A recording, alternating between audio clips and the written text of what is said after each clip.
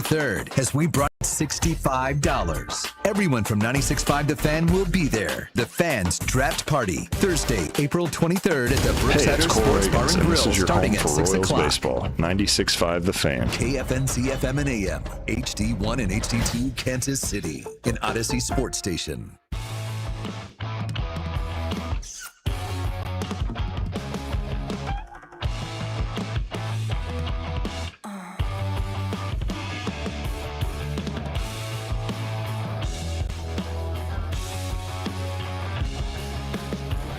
And welcome to 96.5 The Fan. I'm just kidding. I don't talk like that now. No. You went for 2 days and you developed the accent. That's great. Yeah. Fantastic. That's how it works. It does. It definitely works that way. Don't go to London and come back with a British accent or Boston and try to come back with that Boston accent. Yeah, but they wouldn't have said welcome. No, that is true. All right, what the hell's going on with those damn Royals? That's how you would have opened the broadcast if you were really channeling your inner New York, because my God, is this team down bad. Ass.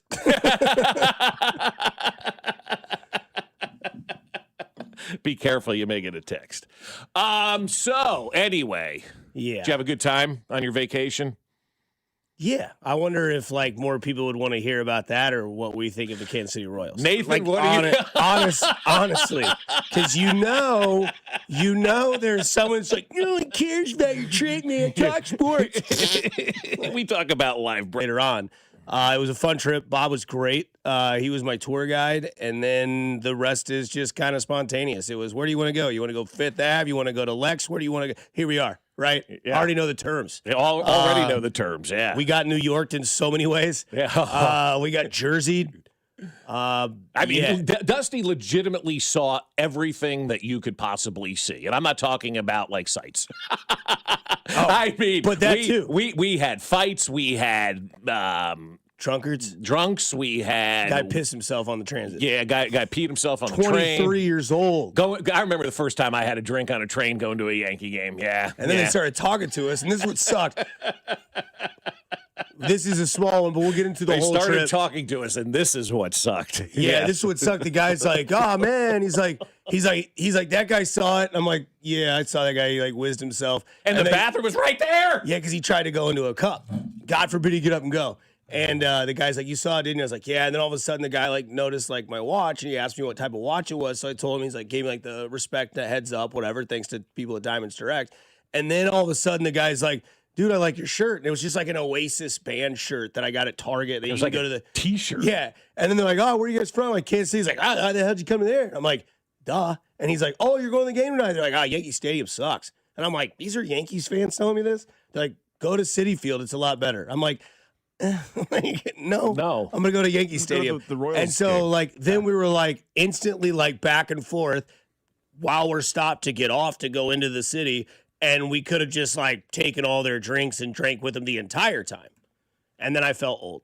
Because have you played the game Imposter? Of course. Great game. Dusty had his first I'm old moment of the weekend. Could I even ask, that was your first, was it? He goes, I think so. Because they were exceptionally loud. They were they were also just one row behind us, and it's Jersey, and it's normal. And they were babes, so I was nice. And these other guys, Jersey babes, yeah. Yeah, and then these guys would have killed Bob and I, dude. They were big New York Jersey But they were guys. 23 years old. I was trying to kind of get a read on, they weren't in high school anymore. They were clearly out of college because they were all drinking legally on the train. Yeah, I would say they were probably between the ages of 22 to 25. That age sweet group. Part of your life where that you have jobs and you have responsibilities, but do you? Right, exactly. So you guys are on transit, you said? Yeah, we were on the train. We're coming back from the shore. We're on the train now. If they're asking about my watch and then my shirt on the train, I'm probably relocating on that train. No, they were cool. Okay, it wasn't weird? Okay. No, it wasn't weird at all. No. They just knew that I knew that their buddy was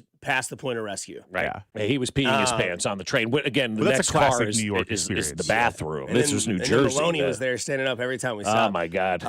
Unbelievable. So So they're playing Imposter. So and shooting Tito's, by the way. Yeah, with Surfside. So they were drinking Surfside. They were drinking Surfside, but Tito backers. And so Bob didn't know what Imposter was. So I gave him the rundown of what they were playing behind us because he's like, what the hell are they saying? Like, people are like, popcorn, yellow, this. And I'm like, they're playing Imposter. One guy's the imposter or gal. The other people know the word. And you have to figure out who the imposter is. I think we did play that with the kids one time, and I, of course, did it. It's awesome. It's a really fun, like, drinking game when you're out with your friends or if you don't go out and party anymore like me and you just want to play games with your friends. So they get to a word. It's like ship, ice, ocean. Lady goes, Celine Dion. Everybody else goes, who? And she goes, Celine Dion. And they're like, who's that? And I was like, I just like looked down and Bob looks over and he goes, you okay? I was like, I'm like, no, man. I was like, damn it, dude. This is 40. So not 40, I'm 38. But like, that was the moment where I was like, son of a gun, dude. These kids, man. Like, I was like, whatever. And then like after they got the imposter, they were like, who's Celine Dion? She's like, she sang that song, you know? And then I'm thinking to myself, and then I'm thinking to myself, like, well, Celine Dion hasn't been relevant in like 25 years. I mean, other than doing the residency in Las Vegas and being sick of recent and being on, you're right. She has not been relevant in 25 years, but it still doesn't take away from you having that first old man moment of your life. And I was glad to be there with you to experience it because now you start to understand, like, oh, God. Hand. I mean, like, Celine Dion, they didn't know who that was. Yeah. I might come to Dusty's defense here a little bit because Celine Dion has not been particularly relevant in my lifetime. I'm in my late 20s. Yeah, no, but I still know who Celine Dion is. She's saying "My Heart Will Go On" and went out on top. That's literally like winning a major but and you never know playing that name. Exactly. Like you got to know it's a name she's that's a diva. out there. So She's they're like idiots, I think, more than you're old. Okay, in this situation. Okay, Yeah. I was gonna say because I mean, But it happens though, dude, where people like Mac doesn't know a lot of stuff, and I'm like, well, oh, God. movies, yeah. And that's about his age range of these people, probably a little bit younger even than Mac at that point in time. Look, if you're drinking 24-ounce Surfsides and shooting it with Tito's, hell yeah, you are under 25 years old. You are my people. And you are trying to slam as much before you get to pay $25 a Surfside at Yankee Stadium. Yes. Because that's what they were, $25. I don't want to hear any complaining about beer costs. 25? Yeah, with like two Surfsides, $52. I was like, excuse me? Yeah, that wasn't even with the Knish. I picked up a second job today. Yeah. I mean, that wasn't even with the Knish. And when the Royals announced their stadium tomorrow at 3:00, I hope Surfsides downtown aren't $3 or $25 like they were at Yankee Stadium. That curbs your drinking.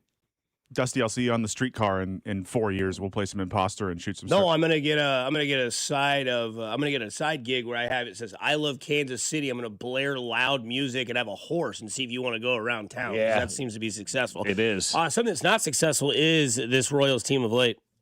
And maybe And scene. That's And that's it. They're done. Dusty.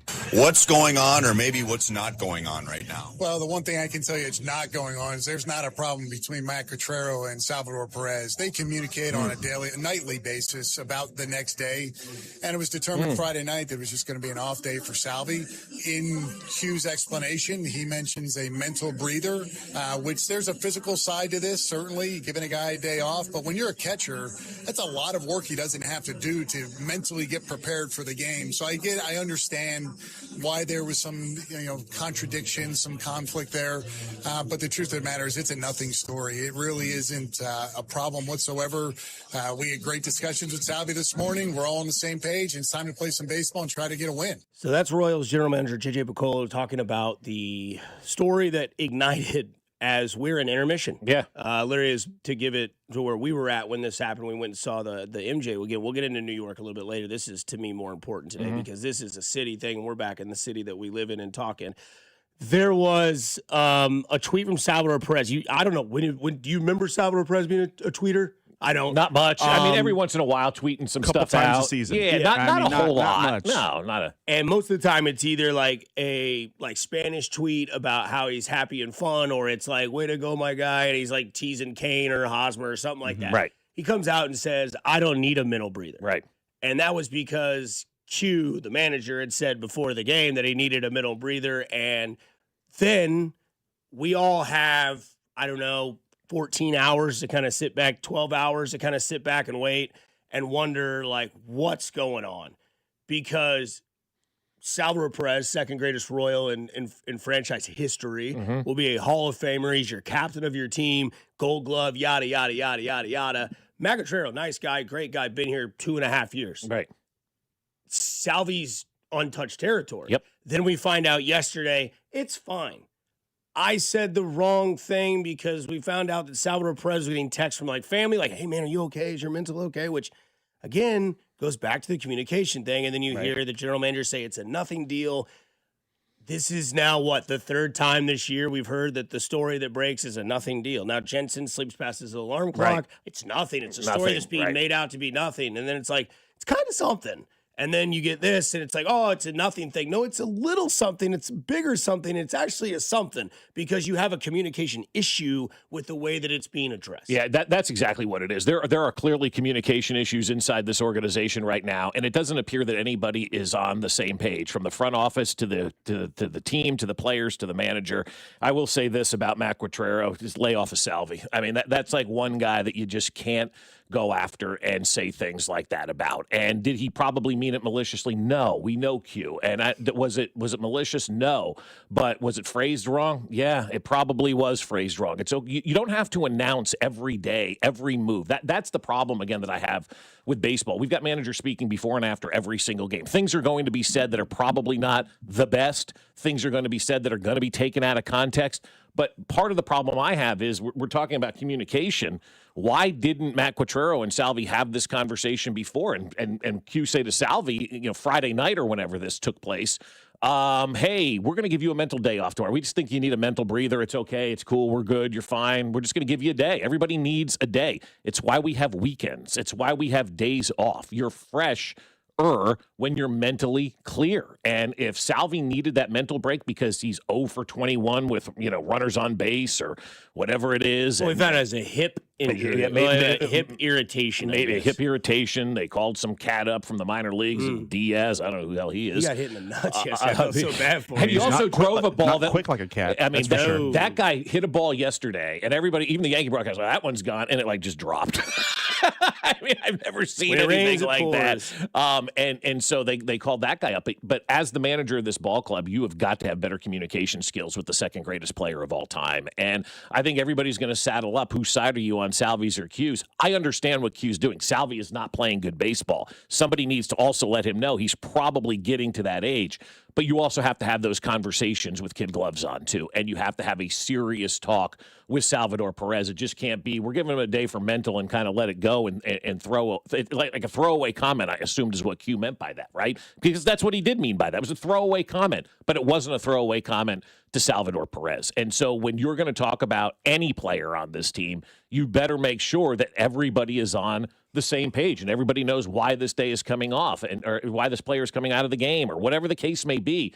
He should have phrased it better, obviously, but also Salvi, too. You kind of needed a mental break. Dusty talked about it last week on the show. We've all talked about giving Salvador Perez a day off and a mental break. The whole team needs a damn day off right now. They've lost 7 in a row. And if the Mets hadn't lost 11 damn games in a row, the Royals would be the team that everybody in baseball is talking about being the worst team in baseball because the Mets have lost 11 in a row. They have the same record that the Royals have, the worst in baseball, at 7-15. This ball club is not good right now. And even the starting pitching, it's Lugo and Waka right now. Bubic is about to be traded. Reagan stunk yesterday. Cameron was terrible the day before. The bullpen can't get anybody out. The bats can't hit with anybody on base. Nobody's hitting home runs. Even in damn Yankee Stadium, where we saw the Yankees hit 4 home runs in one effing game. Well, Carter did, but then he sat. Then he sat the next day. I mean, like... Well, we moved the fences in here in town, so that takes care of that. Right. Move the fences in, no difference at all, which we said... They did nothing this offseason to make this ball club any different than where it was a season ago. They just went out there and they go, we're going to be better. They're on a 3-year decline right now. Playoffs, missed playoffs, worst record in baseball. And you're going to announce a new stadium at 3 o'clock downtown tomorrow at Washington Square Park. Do you think the fans are going to be excited about that right now? This ball club's got to figure it out on the field. The expectation was to be a playoff team. And now, as we sit on 420, spark one because they got the worst record in baseball. I can't top that. We'll come back, talk about more of this road trip from hell here on 96.5 The Fan, your home for Kansas City sports.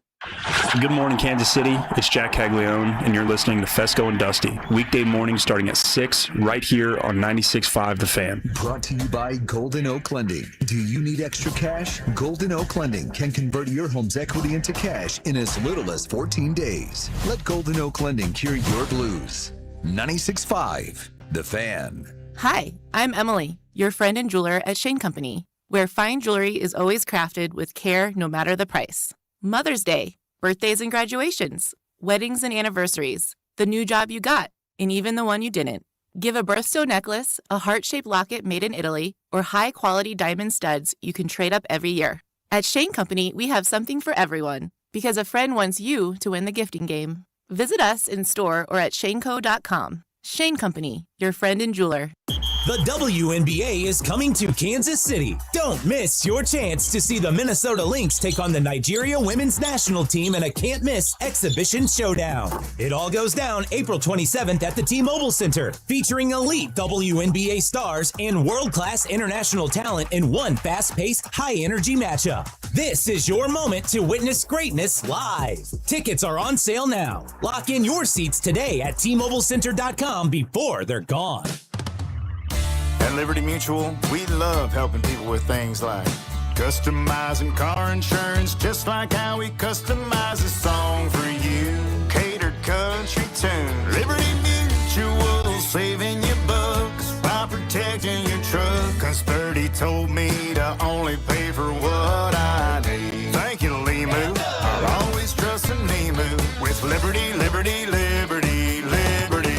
Whether you're looking for a Bronco, an Explorer, an F-150, or even a commercial vehicle, Robside Ford has the selection. That's right, Kevin. We've got it all. And we've got the lowest prices in Kansas City. No gimmicks, just great deals on every new Ford. And it's not just inventory, it's how you do business. Robside Ford makes it very simple. We do it different on purpose. Non-commissioned sales team, upfront transparent pricing, top dollar trade-in values, and a process that's actually easy. You've even got the reputation to back it up, Bobby. Kansas City's only top-rated Ford dealer on Google. 4.8 stars, 3,000 reviews. Wow. And this year, we're proud to be voted Best Car Dealership in KC by Kansas City Magazine. So if you're ready for a better car buying experience, come see us at 135th and State Line or check us out at robsight.com. From Broncos to F-150s to work trucks, Robside Ford has what you need. If you want simple and easy, you're not going to find a better spot. Robside Ford. Buy right. Drive happy. It is out of here. Man, if your stream isn't as strong as it used to be, or you're taking more breaks to the bathroom than the seventh inning stretch of a televised baseball game, we'll be back after this.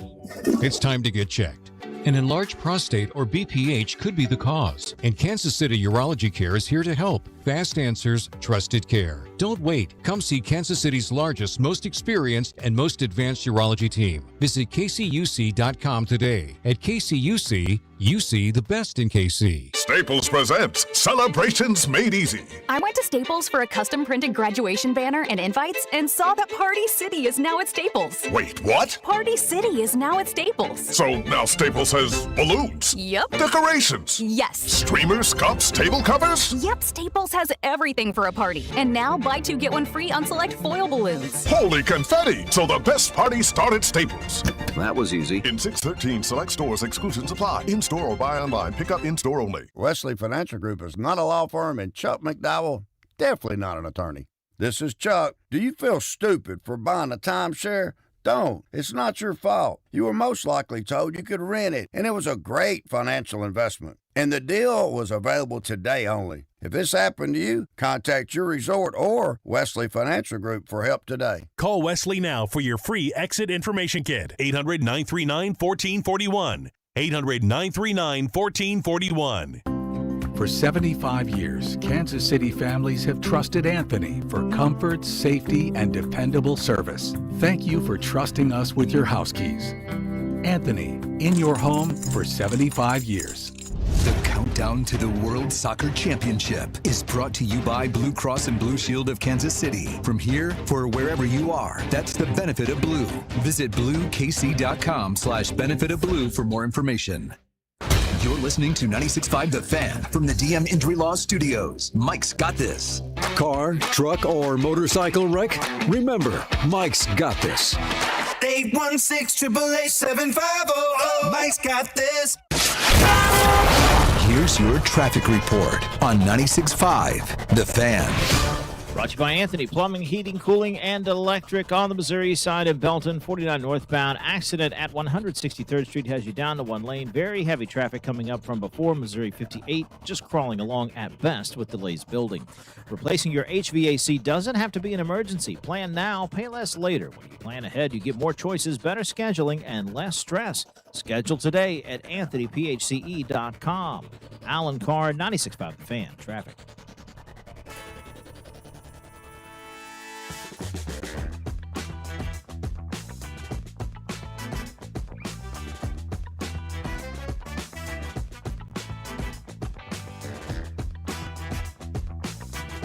All right, welcome back into 96.5 The Fan. Bob Fescoe, Nathan Williams, Dusty Like is with you on this glorious Monday morning. Real quick, Dusty, sorry to interrupt, my mother-in-law's birthday today. Got to say happy birthday to my mother-in-law, Miss Pam. Yep. Miss Pam. Happy birthday, Miss Pam. Yeah, it's Pam a big Hyden, one. Right? Pam Highland. Highland, yes, a big one. She created Highland Park. She did. 80 years old. Happy birthday, Yeah, Pam. 80 years old. They're celebrating their 80th birthday. My father-in-law is still 79 till May, so he's got bragging rights. He likes older women. Yes, he does. Yes, sir. Yes, he does. Just like his son-in-law. I do need to let you guys know today is a huge day here at the station. Huge day. Big at the day. station. Big day. Because today we kick off Hotline Bink. That's right. 12 o'clock sharp. His hotline is open. And I got to do my job and get the number for you because Bink needs calls. And you guys all can call us and give us your grievance on the Royals. The phone line is open. It's 913-586-7965. Because all I kept seeing all week was that this season is a mirror image of last year's season, right? You got swept in Detroit. You got swept in New York. But then the team came back and went 16-2, correct? That's what we all saw this weekend was that tweet by many people out there that all had the same tweet, right? Well, swept in Detroit, swept in New York, and now you come back home tonight and face Baltimore for 3 Monday, Tuesday, Wednesday. That's right. Baltimore's no slouch, obviously. They play in that AL East as well. They've got some sticks in their lineup that can perform. You've got Gunnar Henderson. You've got, Bobby Witt and that whole thing. Those two guys that were always going to, and Adley Rutschman as well in that lineup. That's what I'm thinking of, Rutschman and Witt. Obviously, Gunnar Henderson. Unfortunately, still no Jackson Holiday because of the hand injury that has caused him to be missing some time. But it was a road trip from hell, and it happened last year, and it's happening this year. And one of the biggest problems is because you have an issue with getting guys in from scoring position. That's right. And I'm not talking about 2025. I'm talking about 2026. Oh, you're sure about that? Because it's the same damn thing we're watching. Well, this is the general manager who was on with Ryan Lefevre yesterday in the Royals pregame shows. JJ sits down with Ryan, as he does every Sunday, and they talk shop.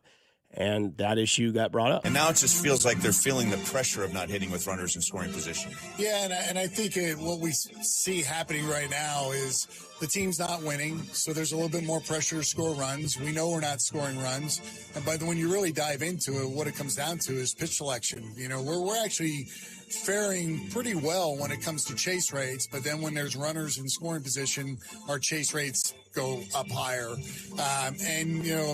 The way to think about this is when we're in the batter's box and there's runners in scoring position, the pressure's really on the pitcher. It's not on the hitter. But when we're not thinking that way and we're letting the pitcher dictate the pace of it and make pitches and try to get you to chase and hit a ground ball, whatever it may be, you're playing into his hands. So until we flip the script and start understanding that we're in control of the situation and get more selective, it's going to be hard to score runs. But I like to be optimistic about this. We went through this last year. In the second half of the year, we figured it out. So we just got to keep reminding guys, this is what your mental approach needs to be when you get in the box, and be more selective than less selective when guys are in scoring position, because it really doesn't have to be a double or even a single. It could be a ground ball. We'll just take the run. And that's the importance of situational hitting. It's not always about damage. It's about just production and putting the ball in play, and you'll score your runs. I love that message from JJ, but it sure sounds like a very mixed message from what this organization is preaching, because, I mean, we hear it all the time about, the home runs and the long ball and all this kind of stuff and how small ball is a lost art. Everybody wants to hit home runs until you need to score runs. And then you need to score runs. Everybody goes, well, we got to be better in situational hitting. That could have been this year or last year with Andy Reid. Yeah, we look forward to the challenge of the Raiders. They're a good football team. That's exactly what we were hearing last year about this ball club, is that, situational hitting, the excuses are falling on deaf ears. That is a legit answer by JJ, and I like that answer by JJ. That's a good answer a year ago, because we're seeing the same thing now, okay? We're seeing the same thing. And in the offseason, you didn't do anything to address that issue. You did nothing to address that issue. You took 2 random outfielders and replaced them with 2 more random outfielders. You've done nothing to get better in those spots of situational hitting. Is JJ giving that message to the team? Because he needs to be in the locker room giving that message right there that he gave to Ryan Lefevre to the team. And I know people will say, well, that's probably not his job. Well, then that's on the manager, or that's on, maybe the hitting coach is the guy who needs to deliver that message that JJ just gave there about situational hitting, and you don't have to hit a home run every time, and sometimes a ground ball is just as good as, whatever, hitting it the other way, doing all those little things that winning baseball teams do that the Royals just don't do. The Royals haven't situationally hit in years, okay? They have not situationally hit in a long time, and they better start situationally hitting, because I don't want to hear about, we figured it out in the second half of the season. You're the worst record in baseball right now. Second half of the season ain't going to matter. You better figure it out in the second half of freaking April. That's when you need to figure it out, not the second half of the season. It's the second half of April, and it starts today. And we were at the game, and we were sitting next to a guy who said he was friends with the hitting coach, Alex Zumwalt. And I said, oh, yeah, what's his job? And he said to me, he goes, well, it's not day-to-day hitting. He goes, all these guys have their own hitting instructors that they go to, okay? Everybody has their own hitting coach. He said the hitting coach's job is basically letting them know, basically all that stuff that JJ just went over right there. Situational hitting, what the pitcher's going to do that day, what to look for out of that certain pitcher. He goes, that's kind of what the hitting coach does now in Major League Baseball. I go, okay, that's interesting to know. It's kind of interesting to know that everybody kind of has their own hitting coach from a skills perspective, but it's the hitting coach's job to get these guys prepared for that day's pitcher. And at 7-15, the results will say they haven't gotten prepared for that day's pitcher. To me, I don't know if it's too much being crammed into the brain. I agree with that. When it comes to this, it's very confusing that, last year we were told this is the problem, but yet the problem still happens. And I've used analogies galore to try to describe what we're seeing this year. And most recently, the Nori Aoki slide that hitting right in the cods, right? In Toronto. Like, that's what this season feels like, just a ball to the nuts. And you're seeing the same mistakes. And accountability is what the Chiefs, decided to change in their offseason. Again, I'm not comparing the two franchises because that's just, lame. But they got tired of seeing the same thing, whether that's Matt Nagy's fault, whether it's not, somebody was held accountable. It just so happened it was going to be Matt Nagy. So they bring in Eric Bieniemy. They bring in DeMarco Murray. They bring in people that they think can change the message because they don't want to see this team go 3 and out, waste talent on the field. So again, we go to this year, and you hear him talking about, well, our chase rate's better, but it's diminishing when there's a runner in scoring position, because now, like any human being, when you don't do something long enough, you start getting the pressure to build up to, okay, I really got to take care of this. I really got to take care of this. And then we see times where they put Carter and Cags up in the lineup, and even though the game was a blowout, I mean, they lost 13-5, we saw that production work. We saw Cags just get a hit, and then we saw Carter Jensen hit a home run. Did they play the next day? No. And on the text line, it says the weirdest move that they saw this weekend was I saw Carter Jensen hit a home run. The next day, got the day off. For a catcher they didn't even know the name of. You didn't know the guy. I never heard of that guy. I thought that was a joke. And I think when you look at the inconsistencies, they're kind of everywhere, from a communication standpoint to a hitting standpoint, to a situational hitting standpoint, to a base running standpoint, to the point that it got Matt Cotrero ejected in the game Saturday when we were there. Like, we're sitting there and we're like, what just happened? And I'm like, I think he got ejected. And people around us like, did he really? I'm like, well, we'll figure it out here soon because the beat writers are there. And Andy Rogers and Jalen Thompson were right on it. And we knew that there was an altercation. The manager of the Royals, Cotrero, thought that he was, balking, not setting. And that's why you had those 2 close plays at second with Melendez. Bobby gets picked off at first. You're seeing the same things happen. And unfortunately, if you or I, let's talk producers real quick, right? If we keep effing up the Royals pregame and Vern's not getting on air on time, or you're playing the hotkeys the wrong time, or you're not potting things down, one show, all right, Vern will tell you, hey, just don't make the same mistake twice and do better. You do it again, and you do it again. You're going to sit in that office next door to that production room, and Steven Spector's going to say, unfortunately, I can't have this. We're held to a standard. We're a top 35 market. We have to be clean. You've got to go. That's the way life works. And I'm not saying that this is what's going to happen, but to me, what's going on is this is the math test analogy is what's happening.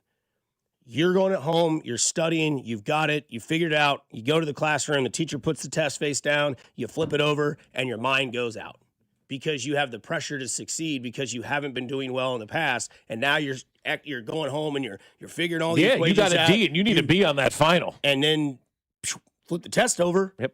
And all of a sudden, it's like, I don't remember anything. It's like, because you're being told you're over cramming. Well, that's it. And I've been on that bandwagon since they made the change with this analytical stuff. I think it sucks. Quite frankly, it sucks. And I think the problem with this team is that, they went in the offseason, they brought in new hitting coaches. And then Bob says, because that's a true story. I was sitting right next to Bob when he was getting told this story. Like, so this guy goes here, this guy goes here, this guy goes here. They're being told this, hey, our chase rate's down, but now we need to work on pitch recognition, and now we need to work on damage, like all this stuff. And it's like, then what are we doing? The human brain can only do so much. Whatever you're teaching is not working. If you send your daughters to a tutor to learn a subject in school and the results are not working, you're probably going to get rid of that tutor. Right. Because you're going to be like, all right, I'm not going to believe that my kids are dumb. I don't believe that this team is not talented. Right. I really don't. I really do not believe this team is not talented. And these people that live in doom and gloom times, and the players have to do their job. But at some point, are they getting over-crammed with stuff that they just need to go up there and, as simple as it is to be a Bob Fescoe guy here, just go up there and hit the ball hit the ball. Yeah. And just play the game. But again, how confusing is that when you have all this stuff going around where you have all these analytics going into your head, and then you have a lineup that's just constantly changing. And what's interesting is there's a guy in New York right now that might be the preseason MVP named Ben Rice. I kid you not. This guy's unbelievable. And this is what the Yankee broadcast had to say about his development. Games with a home run. He's got a 4-0 lead for the Yankees. And of course, off the lefty, it's his 8th home run of the season. And one of the things that Aaron Boone had said is that you got to, to be able to hit lefties, you have to play against the lefties. I know this is a neutral split guy, but he's still throwing with the left hand. So that was very important for the Yankees with Ben Rice.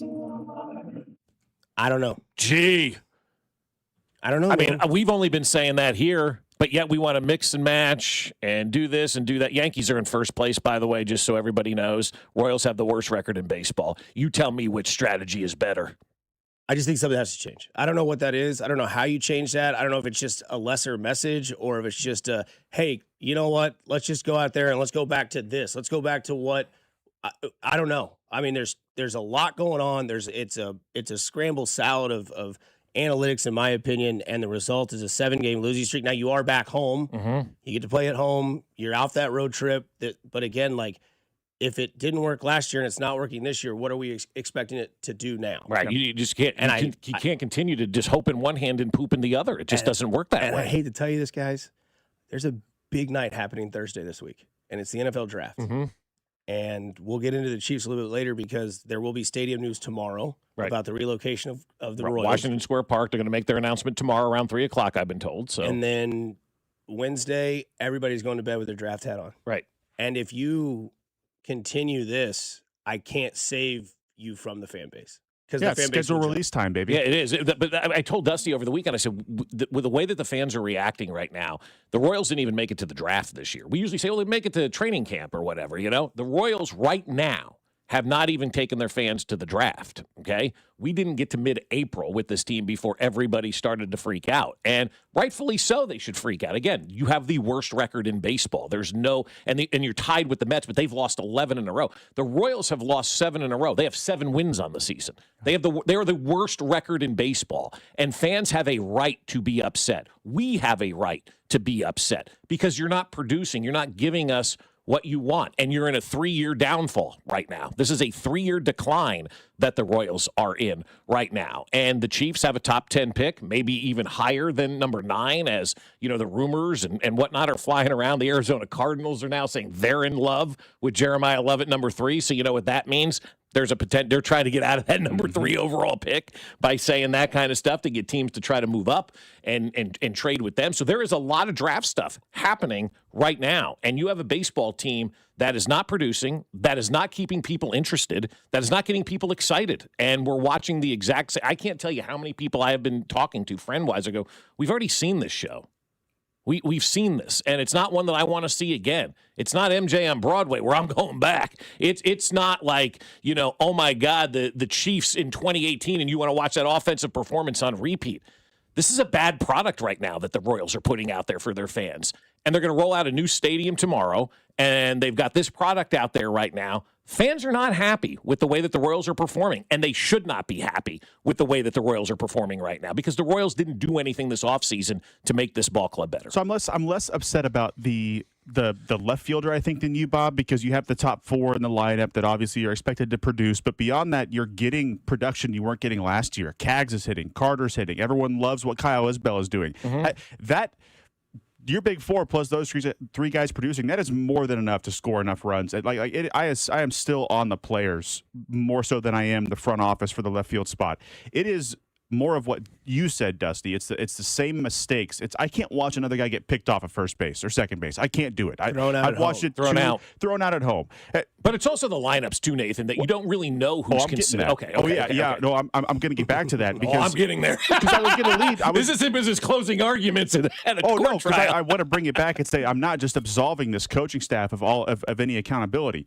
The third base coach. I mean, like, he's not the reason we're 7-15, but like, how many times have we seen a guy get thrown out at home plate by miles the last couple of years? It's the same mistakes. Just like the offense isn't situationally hitting, the pitching staff is giving up like a way higher rate of runs with 2 outs in the inning than it is with 0 or 1s compared to the rest of the league. I'll have to get the exact numbers for you, but other teams are hitting situationally against you. So the Royals aren't successful in situational pitching on the other side. They're doing none of these small things well, and they've done it year over year. So eventually there is a fall guy or fall guys. You're expected to win the division, and you're 7-15. It's just not good enough. Right, it's just not. And if the pitching doesn't get better, we got a guy that can help Ryan Sweeney, don't we? Oh, yeah.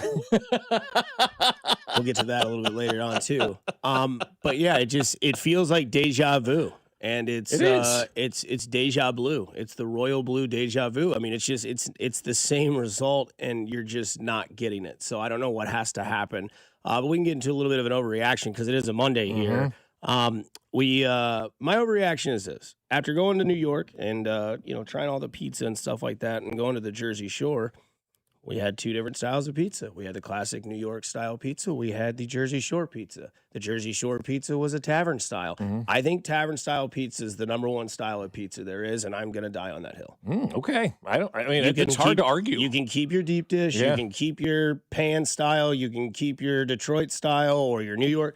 Tavern style is the way to go. That's a good. I mean, that's hard for me to argue on that one because that pizza that we had on the boardwalk just hit right, and I go, it's not the typical Jersey slice that I wanted him to have because everything is closed on the boardwalk for the most part because it was winter, and so we found one place that was open for pizza. I'm like, I don't know, but the sauce was just insanely outstanding. The crust, it's that thin cracker. It makes a difference. The older I get, I'm with you. The less crust, the better on this pizza. Tavern stuff, style man. number 1. Can't beat it. That's my opinion. Bob, you got an overreaction? I do have an overreaction. Could we get MJ Melendez back? Well, we could. I mean, he had himself a pretty good weekend, I guess. I don't know if you want him back, but this was his debut against Ohtani. Into the gap in left center field. That ball is going to get down and go to the wall. A one-out double. Welcome to the Mets. Where you been all our lives? A double by Melendez, and the Mets are in business here in the third. And then, this yesterday. Eighth pitch of the at-bat. And Melendez hits it in the air to right field. That's well hit. Suzuki back near the wall, and it's out of here. MJ Melendez with his first home run as a New York Met. And he gives the Mets a 1-0 lead in the fifth.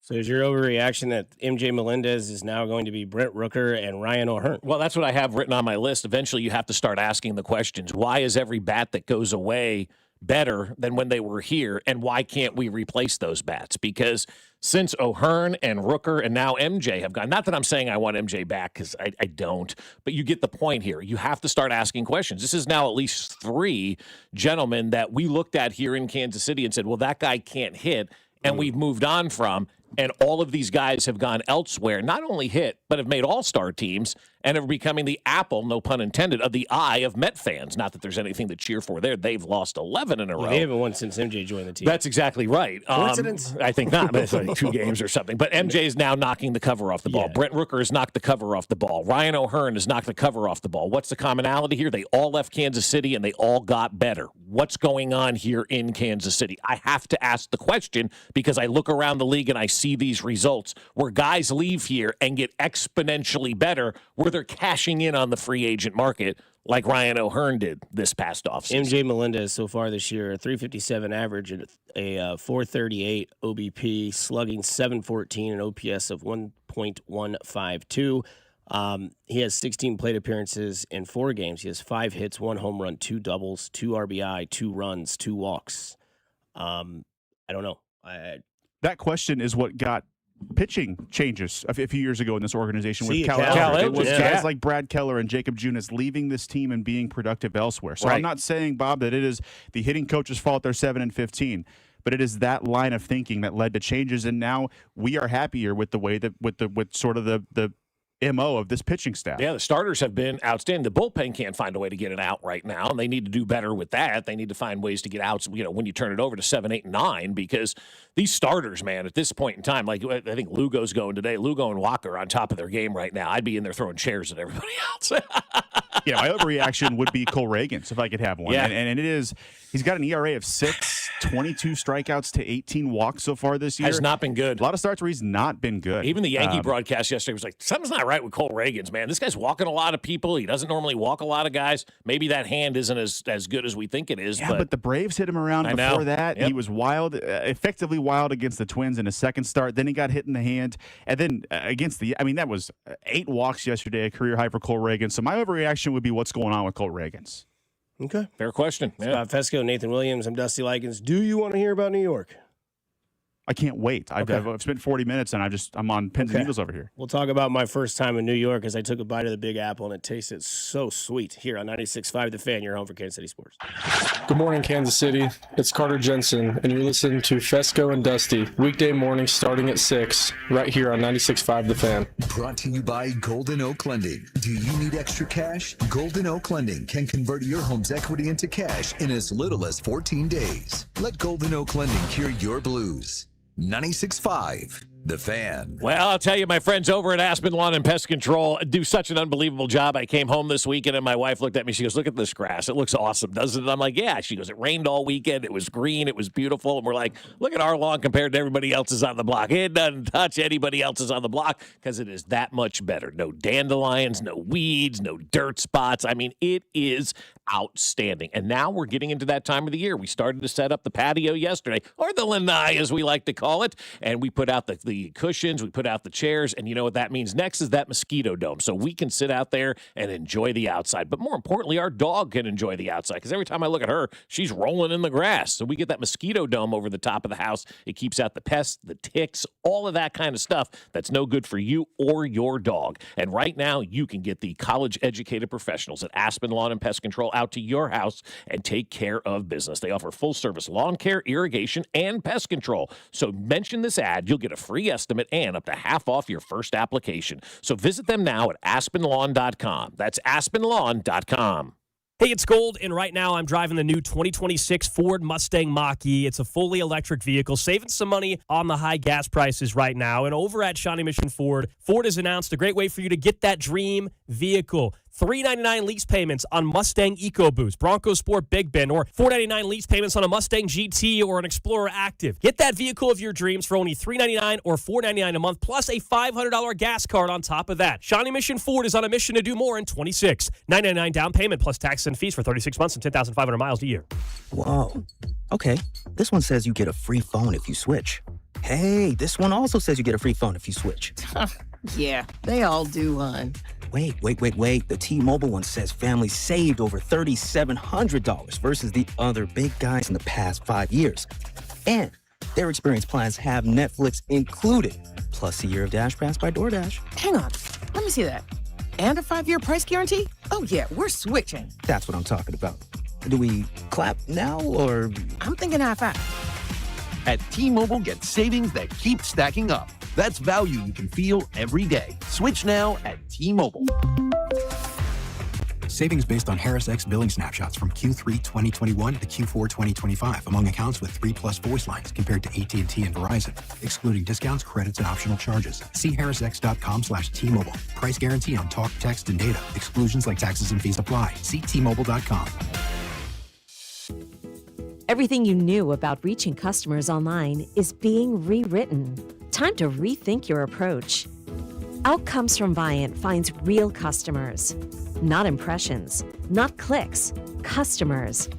Our AI maximizes every dollar of your budget against the outcomes that matter most and proves it happened. It's smarter advertising made simple. Visit Viant.ai. Doug. There's nowhere I wouldn't go to help someone customize and save on car insurance with Liberty Mutual, even if it means playing in a football game. Boom! 42!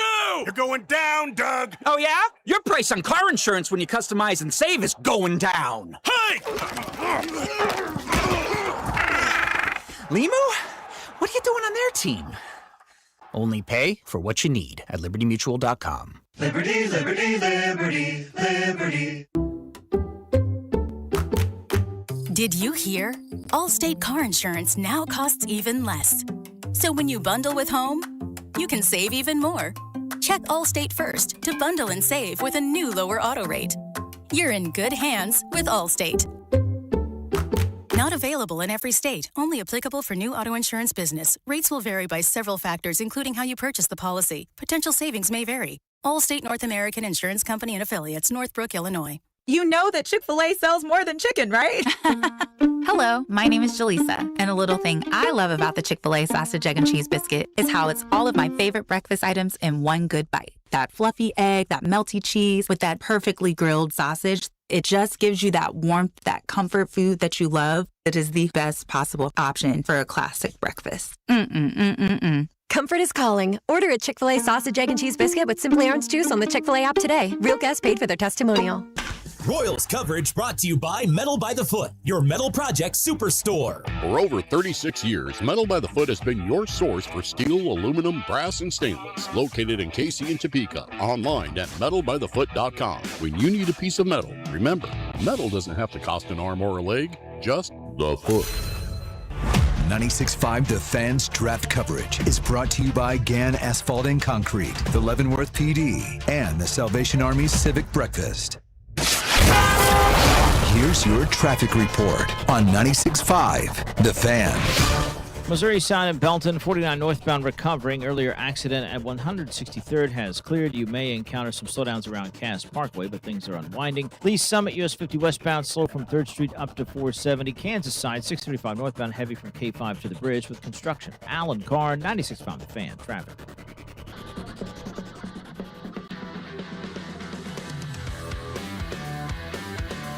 All right, back on it. If you missed the reports that everyone now is reporting, the Patriots and the Eagles seem to be in cahoots with A.J. Brown looking like a post-June 1st signing. I mean, Diana's been saying that for months. Diana. But hey, it's the last segment in the 6 o'clock hour, so we can give you all the inside of what was my New York trip. We got in there on Thursday afternoon and just hit the ground running. Literally, yeah. Seriously. So I kind of put this in my my memory block last night as we went through each day because it was a challenge Thursday morning, right out of the chute, because Carrington walks into the studio. And he's like, "You're going to New York today, right?" And I was like, "Yeah, we're leaving at the show." He's like, "Oh, that's cool." He's like, "Yeah." He's like, "How long are you staying?" I was like, "Oh, we're going to be there till Sunday morning, then head back." And, you know, I was like, "Yeah, I'm going to do a lot of stuff and try to hit all the spots." And he just goes, "You won't." And so he said, "Okay, sounds great. Looking forward to the challenge." Listen, so Thursday we flew in and then immediately just dropped the stuff off. We stayed in Queens. We drop all of our stuff off, and Thursday we go straight to Times Square, knock out the Coney, right? Go get the glizzy, have Bob take the picture. I felt like those influencers. I kept giving Bob my phone day one, but it was quick. It was like going shopping for your wife. Got to do like, it. You got to document. You know where you're going. Get to the aisle. I have no problem with moving. that. You're doing things that you haven't done. You should absolutely 100% go all in. So we did that. Walked around, saw a lot of stuff. In Times Square, basically went to Radio City Music Hall, saw like the morning show, went to Rockefeller Center. This is all Thursday afternoon. Then we decided to go to Katz's Deli, which was insane. Oh, you skipped the bar. Oh yeah, we went to the Rudy's. Yes. We went to Rudy's, which is Anthony Bourdain's favorite dive bar. We saw a guy that looked identical to Salvador Perez at age 25. Yep. I mean, uncanny. Spitting image. Because Bob and I do this. I'm sure a lot of you guys do this. We play the clone game. When somebody walks in, you look at him like, "Cody?" Yeah. And you just lose it. And then this guy walks in, and Bob's like, "Sal's here." And I look over, and I'm like, "Oh, my God, that's 25-year-old Salvador Perez." It was wild, So we go to Rudy's, great There's place. some mental breather jokes in there. Oh, yeah, for sure. Continue. So we go to Rudy's, great place. They're the ones that have, like, the giant pig out front, and it's, like, Bourdain's favorite, like, dive bar in New York, cash only. Everybody that works there looks like Anthony Bourdain. And it was cool. It was a good place. Tried their local beer. They had like a little outside setting. And this is the day that the Royals put up all the runs, right? Vinny hits a home run. They're up 9-7 against Detroit. And then I look at Bob and I said, "They just lost." And he's like, "Shut up." And I'm like, "No, they literally just lost." And he's like, "Prove it." And I gave him my phone. He's like, "Is that real?" And I was like, "Scroll down." And Detroit put up the 3 runs in the 9th inning. And I was like, "Oh, boy." And I was like, "They're getting ready." I was like, "They're going to be in New York in like 4 hours. This is not going to be good." And he's like, "Well, just we'll see." And then we go to Katz's Deli after we leave Rudy's, which is the pastrami place that's famous, and it's got the matzo ball soup. The sandwich was great. If you saw when Harry met Sally, and I'll have what she's having, the scene, you know. And it was great. The meat was insane. The pastrami really was good. I give Dusty, like, it was legit. Like, it was one of their better pastrami sandwiches I've had. It was great. So we go there, we leave there, we go back to the hotel, right? And then we're going to go. No, we didn't even go back. We didn't go back? I thought we went back for a little bit. No, I think we just kept going. Yeah. Yeah. So then we went to. It's a little foggy at that point. Yeah. Then we go down, and he's like, "We'll go see the Empire State Building." And we're walking around, and then we get close to Ground Zero. And I'm like, "Well, let's go here instead." So we go to the World Trade Center 1, which is the memorial, the new building that's the tallest building in New York. And you go from floor 1 to floor 102 in 60 seconds. And as you're going up, they have this digital like construction of from. By the way, we got the last 2 tickets of the night at the last up. second. So Yeah. they stopped at like 8:20. 8:20. And It's we like got the 8:18. 8:18. Let us go in. And you go up this elevator in 60 seconds to the 102nd floor, and you can see everything. Well, when you come out, they give you this tutorial of it. I know you know this. And you see New York and all this stuff on these screens. And then in a second, they drop it, and it's the entire skyline of New York. Everything. And then you can go to like a cocktail bar. You can walk around the top circle, and you can see the Statue of Liberty. You can see Jersey. You can see everything. And just blown away. And Bob being somebody that grew up in that area, and I got a story from his mother, they would go to the World Trade Center every year and tour the building and go up to the floors and see that. And Bob was just quiet. Like, it's just an emotional different, like, that's where it's like 2 different kids that grew up in 2 different areas. And like, I didn't know what the World Trade Center was when it collapsed.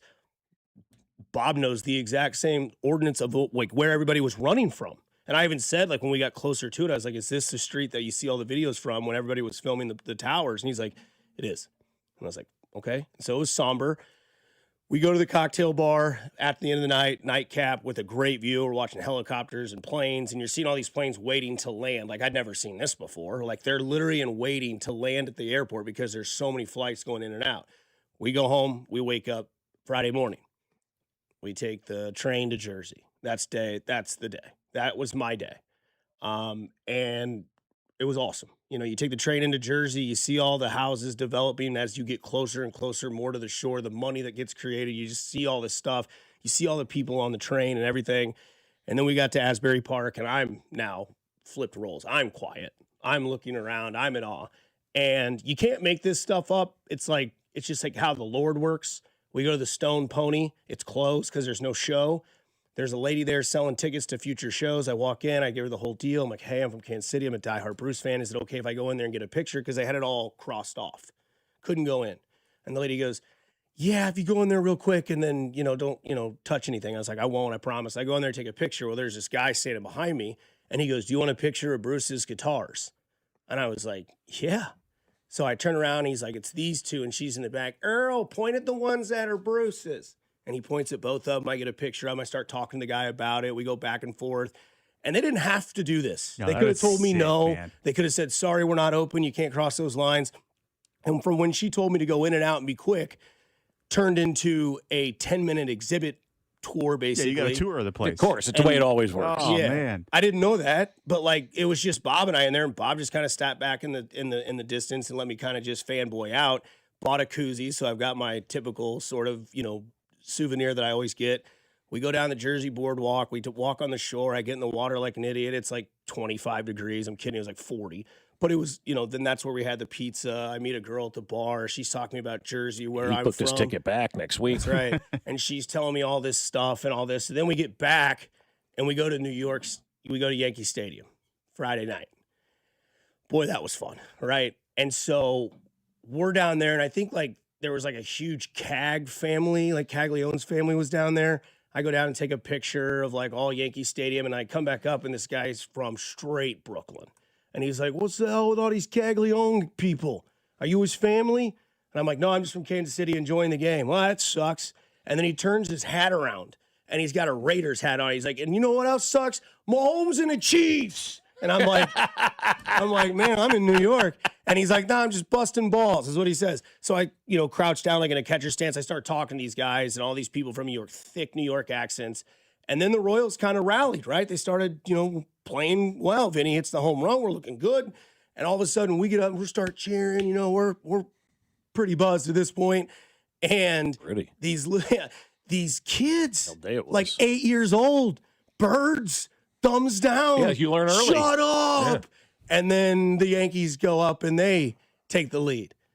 And what's cool about the Yankees organization is their grounds crew do the YMCA dance during the seventh inning when they sixth inning when they drag the field. And they're all in unison. The whole crowd does it. And then in the seventh inning, they sing God Bless America. Well, I had to go to the bathroom. And I'm in the bathroom, and it is packed. Everyone is doing their business. And in unison, everyone just pissing, top of their lungs, singing God Bless America. I wish I was in there for that, because that is the quintessential New York Yankee Stadium moment right there. If you There's nothing nothing better than that. It was 99, 5, 7, Caglione, all pissing, singing God Bless America. Nobody knew who they were rooting for at that moment. Walk out, Yankees win, Frank's playing, we're singing, we don't care. Then we go to the hotel bar, nightcap, wake up the next morning. Bartender told us he went to KU. I don't believe him. And Benedictine and Atchison. No, because I asked him a couple of questions. He said, I went to Benedictine, then transferred to KU. I'm like, okay. So I'm listening now. I said, where'd you used to go out in Lawrence? He started rolling through all the bars and which ones have closed recently. He had an angle. He did his research. Yeah. And then, so then it's Saturday. We wake up and kind of do our thing Saturday morning, and then we go to the game. What do we do on Saturday morning? We got a bagel, then we went and got to pizza, then we got we saw the new pudding. We got the Celebrity Ding Dang Dong Plaza Hotel from Home Alone 2. That was there. Went down and got this world famous banana pudding. That was great. From Magnolia, fantastic. Insane. And then went to the game. Sorry about that. That one was, it's okay. Then we went to the game Saturday. I got up and got 2 surf sides. I came back. It was 5-0. Bob goes, in the time that you left, at the time you got back, you missed 3 home runs. 3 home runs he missed. 3 home runs. It was that quick, dude. Yeah. And And so Saturday, we were like, after like the 6th inning, I'm like, we're out. Carter hits the home run. We left immediately. It was cool. We got to go to like, what was it? Stands. Yeah, They have this like the outside game. bar. We're drinking. Everybody. We're the only 2 Royals fans getting mean mugged, but it's accepted because we know we're in enemy territory. We're not talking a bunch of S. And so then we really don't have much to say. And so then we go from there.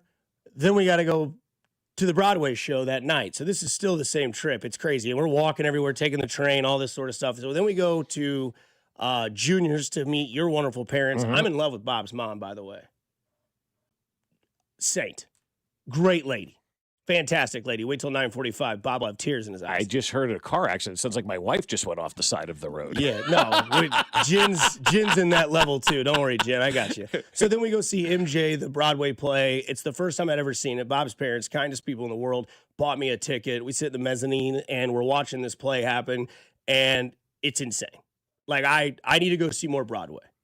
I'll tell you that much for a fact. If you get a chance to see it, if you can go check it out or however you can see it, go check it out. The dude that played Michael Jackson, insane. From like the little kid to the teenager to the adult. It was just insane show. Great how they did it, how everybody just kind of shifted characters. And I guess that's Broadway. And then Saturday night, it's back to the hotel, smash the leftover pizza. Lost our cab to a couple of hot chicks, and I was very fine with that. Yeah, I told that story to my daughters, too. Yeah. They're like, damn, that was a good move. Yeah, we'll get to that story. We'll get to that story because we were holding queens and they were holding aces and we weren't going to win. And then Bob got the chicken tender bucket that you've seen go viral on Yankee Stadium. Got that. That was fantastic. So New York was great. Bob was greater. He basically just said, where do you want to go? And I followed his lead. He didn't bitch once. I didn't do it either. We had a great time. We got closer as human beings. And I don't think one of us wanted to hit the other one in the face, which is great. I don't think that we were going to go into that. And I wasn't ready to leave. Yeah. Like usually after a week, I'm ready to come back. I was like, I could go another day. Yeah. I'm exhausted. Yeah. I mean, we walked. But all in all, great. From bagels to pizza to beers to cocktails to New York Stadium to the original Yankee Stadium to Ground Zero to floor 102 to Broadway to Asbury Park to everything to his parents. It was a wonderful trip. I'll never forget New York. It's one of the greatest trips I've ever been on. So I thank you. I thank your family. I thank New York City. There was a fight the game we went to, but we didn't stay long enough for that. But it was against 2 Yankees fans. But like, it's a good time, man. It was, and the people we met at the stands and the people that talked to us. We talked to a guy. We got on the plane to go to Kansas City. I ruined this, by the way. I jinxed the trip. I told Bob, I said, man, we've had a perfect trip. We got in on time. We flew. We're going to get to the airport on time. Got to the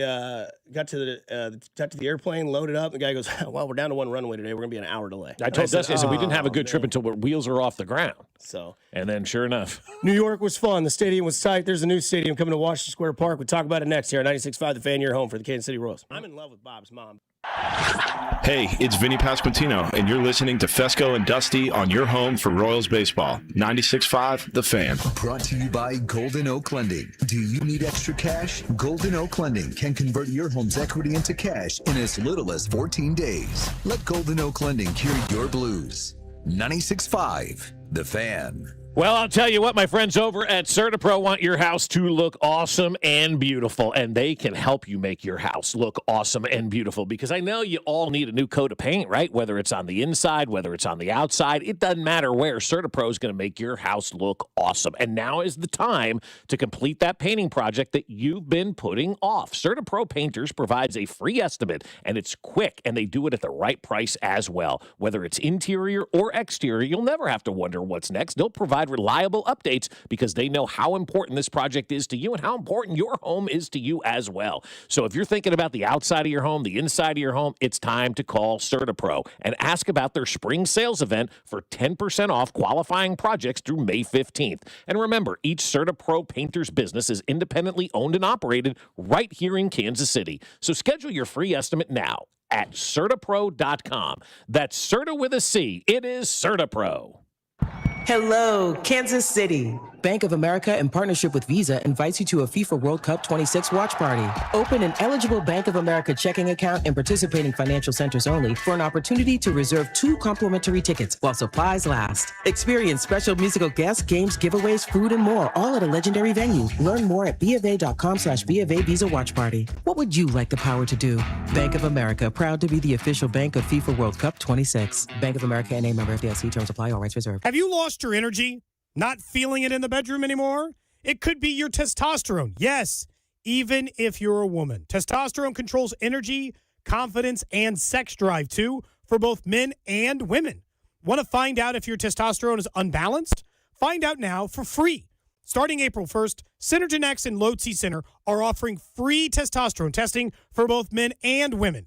Stop by and book today at fixmylowt.com. That's fixmylowt.com. Whoa. Okay. This one says you get a free phone if you switch. Hey, this one also says you get a free phone if you switch. Yeah, they all do, hon. Wait. The T-Mobile one says families saved over $3,700 versus the other big guys in the past 5 years. And their experience plans have Netflix included, plus a year of Dash Pass by DoorDash. Hang on. Let me see that. And a 5-year price guarantee? Oh, yeah, we're switching. That's what I'm talking about. Do we clap now, or...? I'm thinking half-half. At T-Mobile, get savings that keep stacking up. That's value you can feel every day. Switch now at T-Mobile. Savings based on Harris X billing snapshots from Q3 2021 to Q4 2025 among accounts with 3+ voice lines compared to AT&T and Verizon, excluding discounts, credits, and optional charges. See harrisx.com/T-Mobile. Price guarantee on talk, text, and data. Exclusions like taxes and fees apply. See T-Mobile.com. T-Mobile has an exclusive bundle for customers 55 and up. I'm Sarah Bowl. Yeah, I'm Frank Bowl. A reliable network is key for us. And with T-Mobile, it's been wonderful. And going to the 55+ plan saved us so much. Fastest 5G for home internet, rely on 2 lines of Essentials, Choice 50 Fulgence Data, 2H20. Soccer in Kansas City while fighting hunger. Join the Salvation Army for the Kick Hunger Civic Lunch 2026, May 7th. Score big for local families in need. Grab your ticket. On 96.5, The Fan. Brought to you by Connolly Plumbing Solutions, your neighborhood plumber. ConnollyPlumbingSolutions.com. Kansas side, 635 northbound. Very heavy from K5 to the bridge with construction down to 1 lane. Connolly Plumbing Solutions, your neighborhood plumber. Their sump pump special is going on now. $200 off a main pump, $400 off a battery backup system. Call Connolly at 913-768-7676 or visit ConnollyPlumbingSolutions.com. Alan Card, 96.5 The Fan. Traffic. Hey, Kansas City. This is Cole Reagans. On your way home from the K, tune into Vern's postgame show right here on your home for Royals baseball. 96.5 The Fan. KFNC FM and AM, HD1 and HD2 Kansas City, an Odyssey sports station.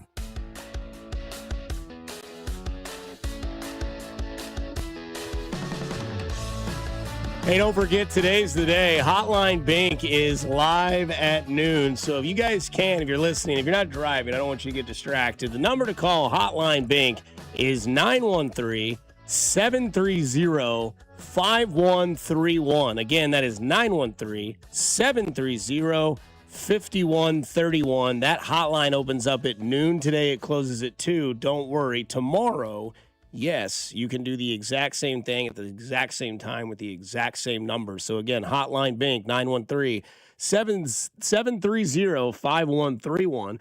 But the information that comes out tomorrow, Mr. Fescoe, is that the Royals are going to be moving to Washington Square Park for their future home base.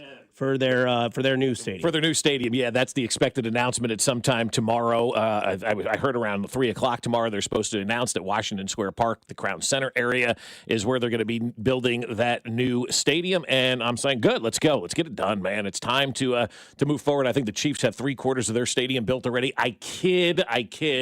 But the Royals really have been kind of dragging their feet on this one for the better part of well over a year. I mean, we were supposed to know last June, and here we are in April, almost a year later, and they're finally going to announce Washington Square Park tomorrow. I heard a 3 o'clock press conference. And is it almost 2 years to the day of the vote?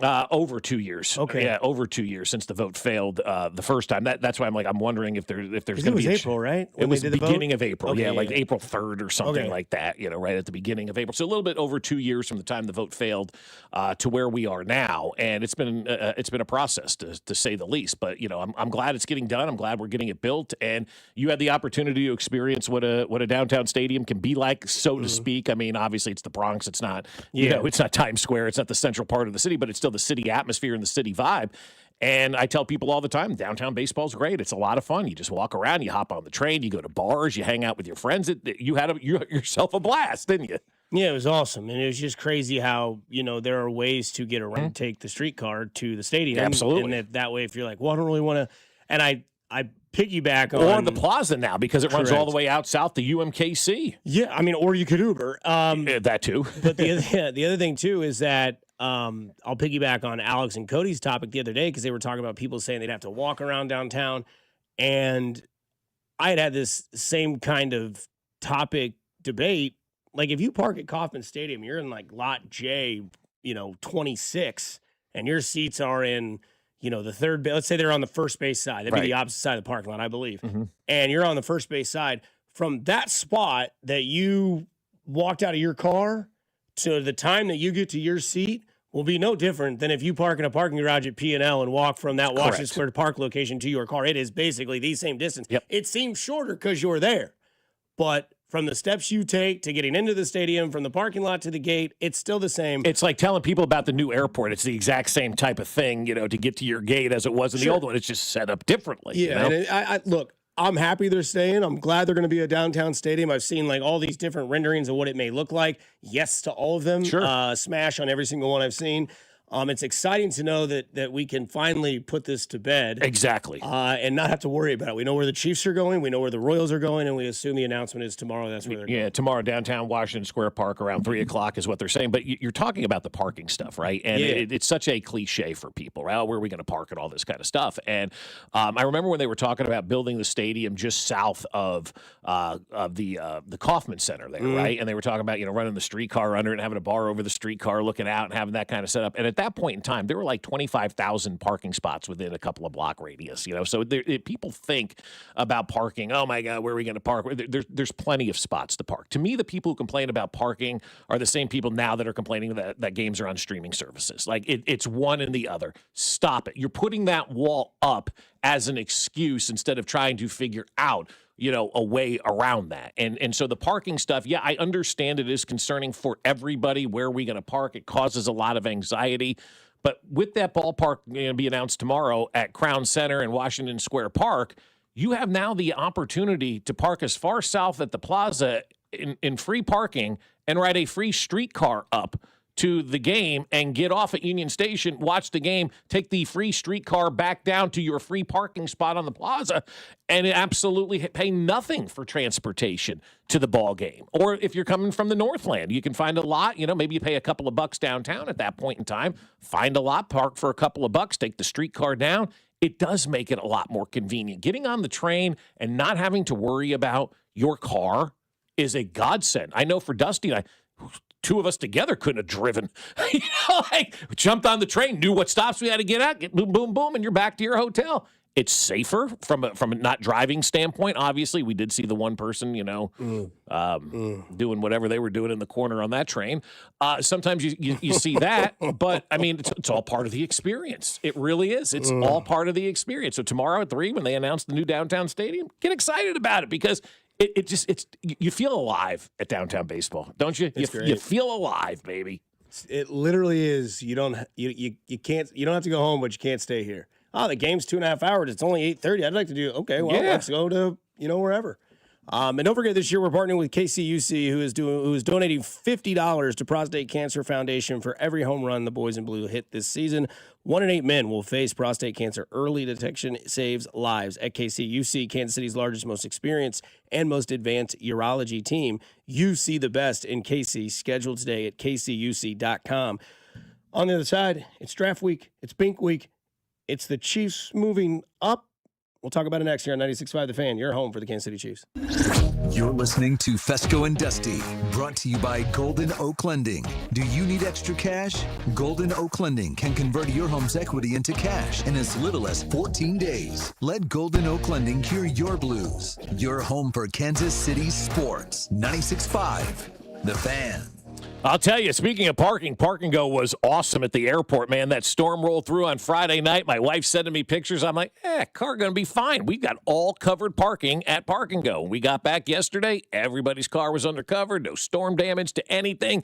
It was awesome. And that's what Park and Go does. They make your trip awesome. From the time you arrive to the time you leave, Park and Go is perfect. You make your reservation very easily at bookparkandgo.com. Reserve your all-covered parking spot and prepay Once you prepay, you're done. It's taken care of. You don't have to worry about it. And you get their lowest rate as well. So you prepay for a covered parking spot. Show up on the day of your flight, pull in, the van meets you right away, and it's off to the airport terminal. When you get back, grab your bags, walk outside. Hey, there's the bus. Jump on it. Boom. And you're right back to the trunk of your car in no time at all. They do an unbelievable job every single time. So join their frequent parker program and earn points towards free parking. Reserve your spot today at bookparkandgo.com. The best deals in parking.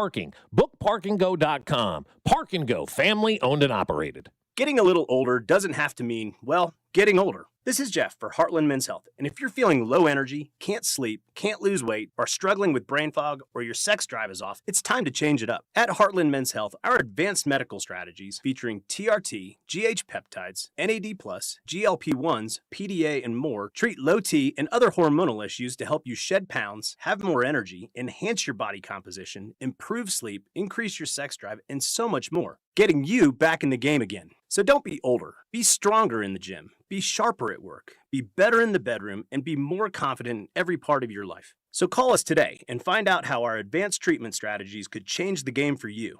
Your first visit is just $99 and includes blood work and a medical consult. And if you start on one of our advanced treatment plans on the day of your appointment, your visit is free. Call 844-447-6600 or go to heartlandmenshealth.com. Feature therapies are compounded and have not been evaluated nor approved by the FDA. Provider prescription required. See website for details. Hi, I'm John Ray, your friend and jeweler at Shane Company. Getting engaged? So friends, listen up. Shane Company engagement rings are protected with our all-inclusive free lifetime warranty. We stand behind the same quality we've offered since 1929. Our rings are crafted to last. It's why our warranty is the only one that protects your center stone. We also cover repairs, resizings, cleanings, and so much more. That's money you keep for you and your family. Because a friend always has your back. Shane Company, your friend and jeweler. Pump up the volume. Business moves fast. Pump up the volume. When you ship with USPS Ground Advantage, you can keep up with confidence. Visit USPS.com/Ground Advantage to learn more.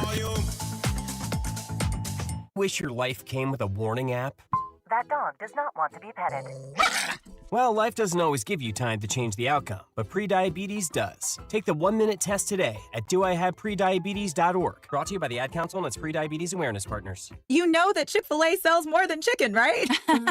Hello, my name is Jaleesa, and a little thing I love about the Chick-fil-A sausage, egg, and cheese biscuit is how it's all of my favorite breakfast items in one good bite. That fluffy egg, that melty cheese with that perfectly grilled sausage. It just gives you that warmth, that comfort food that you love. It is the best possible option for a classic breakfast. Comfort is calling. Order a Chick-fil-A sausage, egg, and cheese biscuit with Simply Orange Juice on the Chick-fil-A app today. Real guests paid for their testimonial.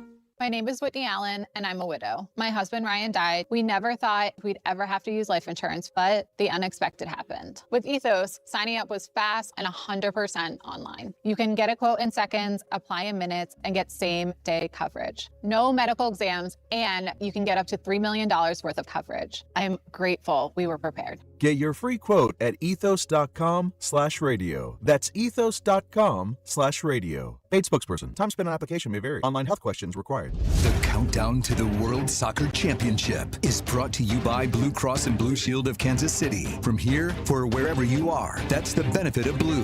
Visit bluekc.com/benefit of blue for more information. You're listening to 96.5 The Fan from the DM Injury Law Studios. Mike's got this. Car, truck, or motorcycle wreck? Remember, Mike's got this. 816-888-7500. Mike's got this. Here's your traffic report on 96.5 The Fan. Northland 35 southbound, accident past Brighton, keeping things heavy beyond Vivian with delays building. Kansas side 635 northbound, heavy from K5 to the bridge with construction. Alan Carr, 96.5 The Fan, traffic.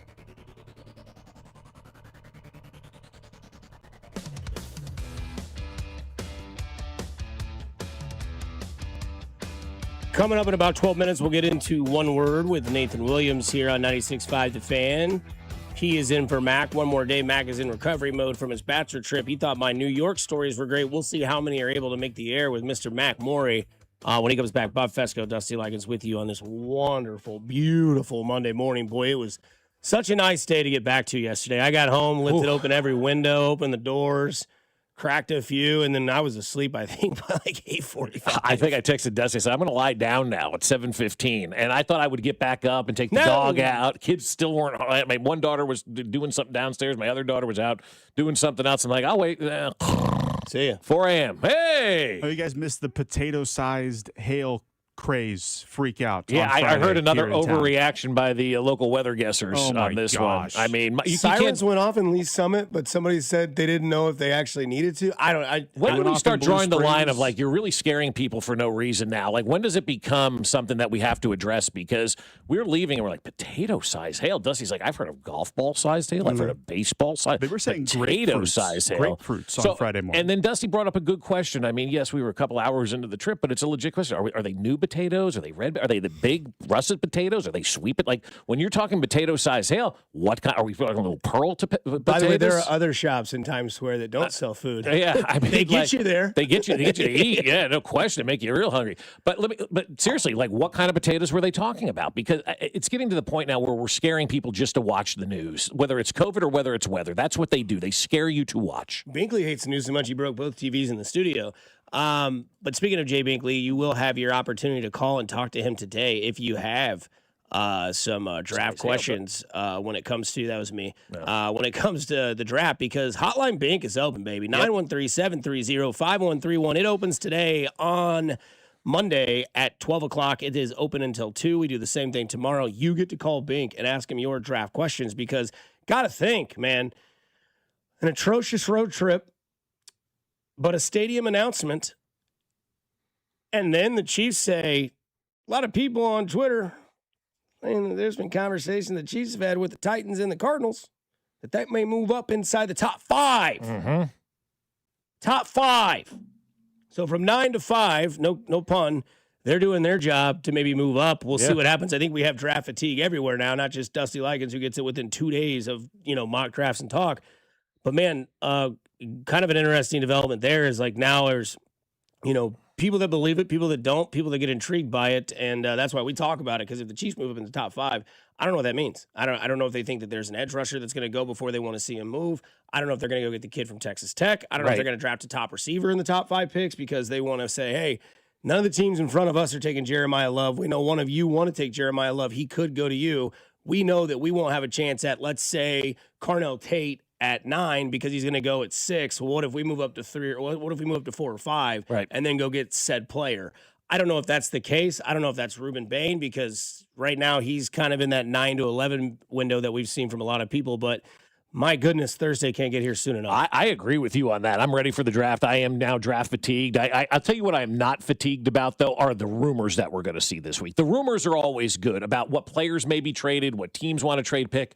I'm done with the rumors on the players, okay? I'm done with, the Ruben Bain arm length. I'm done with David Bailey this. I'm done with this guy that. Justin, the wide receiver guy from Arizona, we're worried about a hamstring there. All this nonsense. I'm done with all that. Now, I am here for all of the rumors of this team may want to trade up, this team may want to trade back. A lot of it is just smoke and mirrors. Like this morning, Arizona saying they're in love with Jeremiah Love, right? They're trying to get somebody to move up to take that number 3 pick because there just really isn't worth somebody taking at that number 3 pick. And so we'll see, if they trade up. The Giants became more intriguing over the weekend with trading Dexter Lawrence, and now they have 2 picks in the top 10 at number 5 and number 10. What are they going to do with those picks? Can they package them and move up to number 2 and get the guy? Who knows what? So there's a lot of intrigue there. The A.J. Brown stuff is going to be very intriguing. And then one name, and I've been thinking about this, Dusty, now, and Nathan, you as well. I want your take on this too. Not that I don't want your take on everything, but I don't know why I said it that way, but I did. Love you, Bob. Sorry. Get involved, Nathan. And I've been thinking the man about is this. drunk. Yeah, there it is. Exactly right.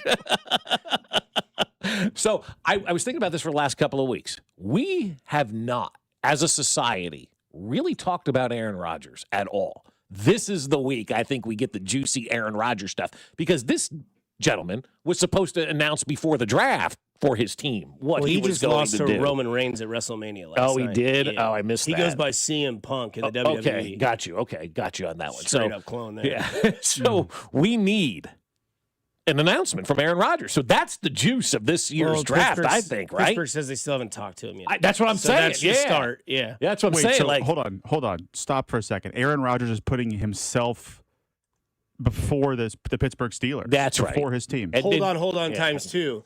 Aaron Rodgers' story is the same. The Royals team's the same from last year. Yeah, exactly. It's the same thing. It's the same story. Round and round right? we go. Round and round we go. But the Wow. Aaron Rodgers thing, they whoever they is, well, they are. So we were going to have a resolution on this before the draft, right? He was going to let the Steelers know one way or another what he was going to do. And so we're getting closer and closer and closer there. Not quite far enough away from the draft yet, or not quite close enough to the draft where Aaron can steal the spotlight of the entire draft. Maybe he walks out on night one in Pittsburgh and says, I'm staying. Well, luckily on ESPN, they started a countdown to the draft today, so you can see good. we're 83 hours and 35 minutes away from the draft. Actually, so in case you were wondering, Bob, that can help you. But we saw the Giants move up back into the first round last year for Jackson Dart, and Ty Simpson is that guy this year. So, I mean, I can't imagine the Steelers are enamored with Ty Simpson. But if Aaron Rodgers is not going to be there for you, the Pittsburgh Steelers are sitting at, I think, 21 in the draft or somewhere around there. You got to think Ty Simpson's on the board for them if they don't hear back from Aaron Rodgers. And that's not, I mean, but there are people saying that Ty Simpson could be better than Fernando Mendoza. I'm not a huge Mendoza fan, so I don't know what that means. I don't think Mendoza will be good, no. But I just, it's very Aaron Rodgers to give us the news at 5 o'clock Thursday evening. Right, exactly. That's probably what we're going to see. And maybe he'll go on with Cody and Gold because they'll have feet on the ground in Pittsburgh Thursday and Fridays. They'll do their show live from the draft in Pittsburgh because we, as a station, will all be at the Brooksider on Thursday for that draft, for the watch party out there. So come out and say hi and say what's up to everybody, because this is funny from Fantasy Pros. True or false, all draft experts are just guessing confidently right now. Yes. Correct. Yes. Like no one's getting anything really reliable from anybody because we just don't really know. And a lot of people on the text line are saying the Chiefs are going to move up because they want to get Caden Proctor. Sorry, no clue how it's spelled. He scored a 111 out of 1560 total offensive line in the last 30 years. That's the move, is what somebody says. And then somebody else says the Chiefs are moving out for Caden Proctor, which would be an offensive lineman. And I don't know what to tell you guys, but that seems like that's going to take a lot of buzz out of the room if that's the case, because it's not sexy. That's a wet fart. Yeah. But like I said the other day, we're going to draft the lineman. Nobody's going to like it on Thursday. And by the end of the year, we're like, we got the best tackles in the game. That's how it's going to work. For sure. And I just... trading up for a guy? Okay. I feel like that guy might be available at 9, but who knows? What do I know? There might be people up there. I just saw somebody on YouTube say they think he's the best athlete in this year's draft. Oh, boy. So we're here. Well, the experts are split on Caden Proctor for sure. Some say he's the best. He could go as early as 6 to the Browns. Others say he could be available when the Chiefs come back on the board at 29. So the moral of the story, we have no idea what's going to happen on Thursday night. Exactly. I think, look, a lot of this is smokescreen, but Brett Veach, in his press conference on Thursday, said that the fall off at that position happens after the first round. I think 29 is where I'm looking for offensive tackle at this position at this point in time. If the Chiefs move up, I would imagine that's for an edge or a wide receiver. I could be wrong. I don't know if any offensive lineman in this draft, based on what I know, the limited information I know about this draft, if anyone is worth moving up for from 9. Are you talking from a Chiefs perspective, or are you talking just in general NFL perspective? In general, I don't think there's any generational type offense. I think Caleb Downs at safety, it could be a generational type talent. You got Jeremiah Love. David Bailey could be good. But there's a lot of it's a high risk, high reward thing with him. I think Downs and Love are the only two prospects, and it's safety and running back. Yeah, that people are saying this guy could really be one of the best at his positions. I don't know if did you read John Franchella's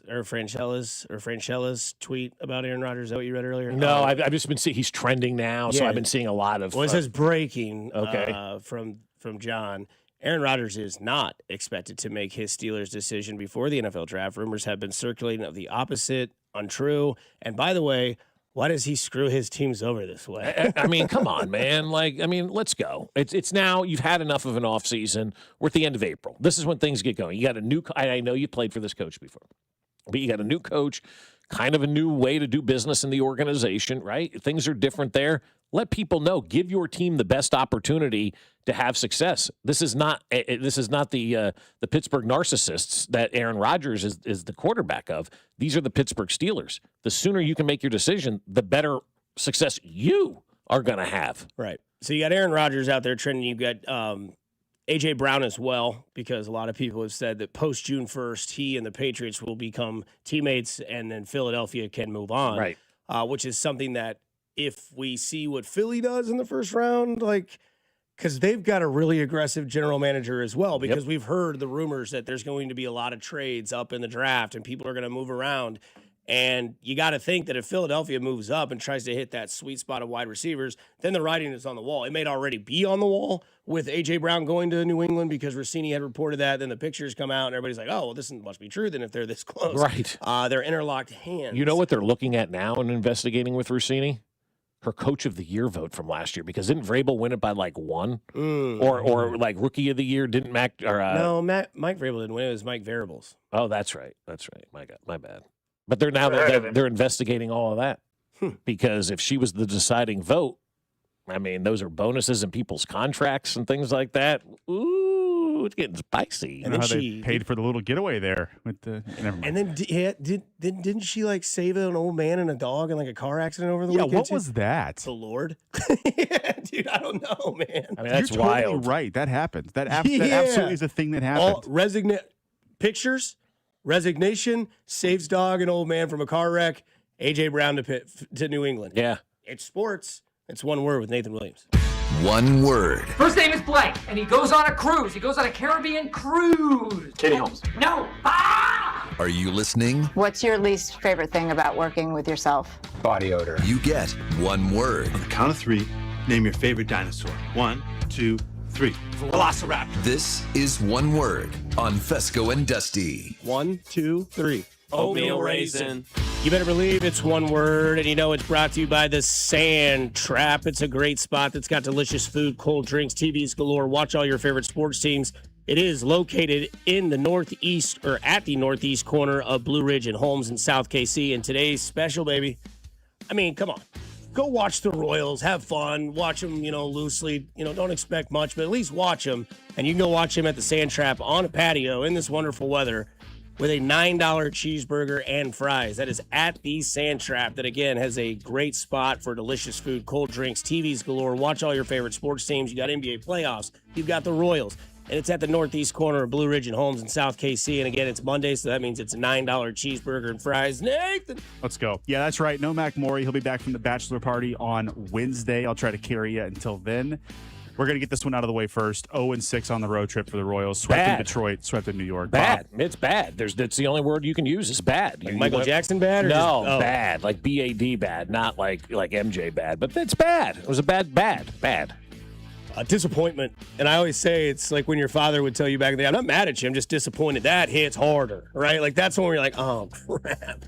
And maybe JJ does need to go all Billy Bean in the locker room from Moneyball when Brad Pitt grabs the baseball bat and knocks the speaker out and they all having fun. It's like, what are you guys celebrating? Like, maybe let's stop doing the sleeping motions on the bases. Let's get serious because it's seriously disappointing right now. Yeah, I'd say unacceptable. I mean, I have moved on. I think I have joined the text line, the Twitter ranks. I'm moving from it's early to not it's over. But this is a team we thought would win the division, and they are 7-15. Yeah, it is unacceptable at this point. It in is. time. It's not early anymore. Other teams are finding ways to win games. The early thing, I'm out, man. It is a 3-year trend downwards. It is not early. Matt Quatrero said Salvi's off day was due to him needing a mental breather. Salvi took to Twitter and said, I don't need a mental breather. One word on how that whole situation unfolded. Communication. Obviously, the manager and the catcher were not incommunicado. They were not in lockstep. They were not together on that. I understand Q. It's kind of a throwaway line. You just need a mental break, man. You say that about players all the time. We say it about people all the time. They need a mental break. Didn't sit well with Salvi. If you're going to say something, you better make sure it sits well with the player, especially the second best player in your organization, because no matter what damage control they do, it's a relationship now that appears to me, and this is my opinion, a fractured relationship. And you wonder, is this now going to have trickle-down effects inside that locker room? Yeah, worrisome, right? Like, it's just, I mean, communication has to be there. And when Salvador Perez is the person that it is, and he comes out on Twitter. Now, again, we heard JJ's comments on the pregame show yesterday here on 96.5 The Fan with Ryan Lefevre saying it's nothing, it's all smoke. You got to have that communication. And maybe before Sal tweets that, he could go to Q and say, hey, like, what do you mean by mental breather? I didn't need that. He's like, what does that mean? And he doesn't send that. There's that too, So you had Q say what he said. Then you had Sal tweet it. And in between all of that, there was nothing. And in that same day, Contreras was ejected in the first inning. So why didn't Sal go down into the clubhouse and be like, hey, let's have a conversation. We got 9 innings to talk this out. Instead, that didn't happen. So there's my worrisome reason. Well, and I also think, too, like they probably had the conversation. They said Friday night, Sal knew. What was that conversation like? Was it heated? Was it calm? Was it, hey, because Q's the manager. He's the boss. And nobody's going to disagree that Sal needed a day off. The guy has not been good this year, hasn't. Look at the numbers. Pretty evident. He has not been a good baseball player this year. There's nothing wrong with giving somebody a day off mentally. But if there was conversation about it and Salvi was arguing about it, how did it go down when they told him he was going to take the day off? There's a lot of stuff behind the scenes that we do not know the answer to. That's true, but my one word could be either like straw or camel, as in one of these things is going to break the camel's back, because on the field we see it. They're not doing well situationally, offensively or on the pitching side. They're making blunders on the base paths. They're not doing the little things. Yeah. We also know in the clubhouse they're sleeping through alarms. They're talking about each other in press conferences. They're having miscommunications about off days. Well, it all starts sloppy. to add up, Nathan. It's sloppy. And so it would make you think there is something going on behind the scenes, and you wonder which one of these straws It really is gonna... feels like death by 1,000 paper cuts. Well, really it's like with anything. You got to, all right, one thing, that's okay. We can understand that. But then when things start to add up, you start to wonder, where's the leadership on this team? Who is the leader of this? I'm asking because I don't know. Because you knew Dayton was. Who's the leader of this team that's going to reel everything back in? Who's going to take control? Because you're right, Nathan. This little thing here, this little thing here, this little thing here. All those little things add up to big things. That's right. Let's a little more of a positive note here.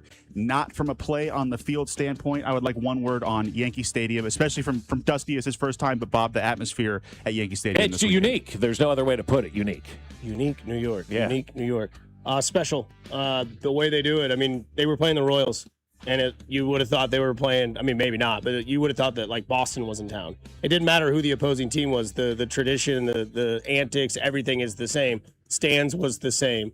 The fans on the street were the same. Boo, to the Royals, but nothing malicious, anything like that. It was an experience I think everyone should enjoy, because I never got to the old Yankee Stadium, but got to go to this one.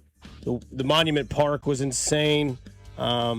And just the atmosphere was electric. The 7th inning, the 6th inning with the grounds crew it was special. It's special, yeah. It is fun. You've got to go if you are a sports fan. If you are a baseball fan, you need to go check it out. We took a tour of Monument Park. Dusty was like, "Oh my God, this is the most incredible thing." And then you see the big thing of George Steinbrenner down there. And I'll say on air what I said to Dusty. I go, every single sports fan wishes he was the owner of their team, because he cared about one thing, and it was winning, and there was nothing else. And his eyes there's still life in his eyes on that monument. Yeah. Like everything else around, and it's just like these Steinbrenner eyes. Like, dude, there's something alive in there, man. From my visit a few years ago, my one word would be whistle, because there's nothing worse than seeing your team lose at Yankee Stadium. They strike out in that freaking whistle play. It's a great marketing campaign. It's a company called PC Richard and Son. They sell appliances, and in their commercials, it's always toot, toot, toot, toot, toot. I had no idea. Yeah, so it is a brilliant marketing ploy. You know how bad the game was Saturday by the 3rd inning? Bob and I were gambling on which flight was coming in behind the stadium. Yeah, every minute they're landing, and not one time do we get it right. You're like, where's this one? I'm like, Midway, Detroit. Where's this one? St. Louis, Tampa. I'm like, all right, that's where we were at. That's fantastic. I to wrap up here, I know one of our next topics is about the trade between the Giants and the Bengals, so I'm going to hold off because I can't wait to rip Cincinnati. Well, let's talk about the reporting. The Chiefs looking into the 4th overall pick, the 3rd overall pick, trading up on Thursday night. One word on, I guess, whether or not you would like the Chiefs to make that move, what you would think of that move. Yeah, I'm going for it. Let's do it. You got and not Jeremiah. No. I love it. Like if you got a player that you are quote unquote in love with, then you have to go out there and make that move and go out there and be convicted, be strong, and say, yeah, we're willing to give up picks to go up and get this guy who we believe is going to be a difference maker. Now, I don't know who that guy is for the Chiefs at this point in time. So I still think their picks are very valuable to them because they still have some work to do on that roster. Yeah, Sure. I don't know. Again, fatigue is at an all-time high. I mean, it's like the draft fatigue, my calves, my Achilles, all that is in the same bucket. So if they do it, I do hope they do it first. I hope they're the first team, because then that'll just, like when you turn the light on and the roaches leave the bar, like that's what that'll be like. Oh God, Kansas City's moving up to where? And then that's the trickle-down effect. And they still have that 29th pick, because if they do move up, I think it was like the 9th for the 4th or something like that. So we'll see. I mean, I'm excited. Arizona has floated out there that they are interested now in trading that number 3 overall pick, and so maybe there's a little smoke there as well, or maybe it's just these teams in the top 5 going, we don't find a player worthy of taking in the top 5 at this point in time. Or it's panic because the draft is here. Yeah. Like it's going to be Thursday night. We'll be at the Brookside, or Cody and Gold will be in Pittsburgh. But don't forget today, you can be at the Sand Trap. It's a great spot with delicious food, cold drinks, TVs galore. Watch all your favorite sports teams. It is located northeast corner of Blue Ridge and Holmes in South KC. And since today is Monday, you can get a cheeseburger and fries for $9. That was one word with Nathan Williams. Coming up on the other side, man, Cincinnati. Drew Nixon cannot defend this team anymore here on 96.5 The Fan, your home for Kansas City sports. Hey, it's Matt Quattrero, and you're listening to Fescoe and Dusty on your home for Royals baseball. 96.5 The Fan. Brought to you by Golden Oak Lending. Do you need extra cash? Golden Oak Lending can convert your home's equity into cash in as little as 14 days. Let Golden Oak Lending cure your blues. 96.5 The Fan. Well, my friends over at QC Kinetics, man, they do an unbelievable job making you feel better. And now you're starting to look outside and you're seeing that beautiful spring weather and that summer weather that's out there. You want to be outside doing the things you love with the people you love. How many times have you had to say, nah, I can't do that today because you have knee pain or elbow pain or back pain or any kind of joint pain that's keeping you from doing the things you love with the people you love? And you don't want to deal with surgery. You don't want to deal with meds. You don't want to deal with downtime. But you do want to deal with my friends at QC Kinetics, because they specialize in regenerative treatments that get you back in the game without surgery or those endless recovery months. If you're taking meds just to get through the day, it's time to call QC Kinetics, because you're exactly who QC Kinetics helps every single day. And the best part about it is it's done in the office with no downtime. You get your treatment and you go about your day. There's nothing more meaningful than reclaiming your mobility. So get that free consultation at 816-412-6299. That's 816-412-6299. Located off 435 in State Line and in Gladstone, 816-412-6299. It's QC Kinetics. You're always better with a roof from JR. Here they come. A baseball-sized hailstorm means every roofer for 500 miles is on his way here to ring your doorbell. Before that happens, go online to jrstormcheck.com and relax. JR & Company is locally owned, veteran-owned, and family-owned. JR & Company offers a lifetime warranty on workmanship. But best of all, JR & Company offers a free Class 4 shingle upgrade. What does that mean? Most insurance companies offer premium discounts on Class 4 shingles. Remember, no roofer can legally offer to pay your deductible, but a free shingle upgrade can reduce premiums for years to come. Why do we do this? Because we can. A lifetime workmanship warranty and free shingle upgrade. It's why we say, You're always better with a roof from JR. Just visit jrstormcheck.com. At Uline, they know going the extra mile takes hard work. For companies pushing to go further, Uline will go the distance with you. 24/7, they answer the phone to get you the shipping and industrial supplies you need. Business can move fast. Unexpected large orders, adverse weather, new safety guidelines, and changing economic trends. Uline works hard keeping 41,000 items ready to ship, minimizing detours on your way to the extra mile. Visit uline.com. Indeed presents hires you can't afford to get wrong, like a warehouse operations manager. Where are the forklifts? Sold them. Too expensive. We're using scooters now. So you expect us to move a 2-ton pallet on a scooter? Just lean into it. Put your back into it, people. This is your job for sponsored jobs. This is what happens when you don't sponsor your job on Indeed. Next time, get matched with quality candidates with Indeed sponsored jobs.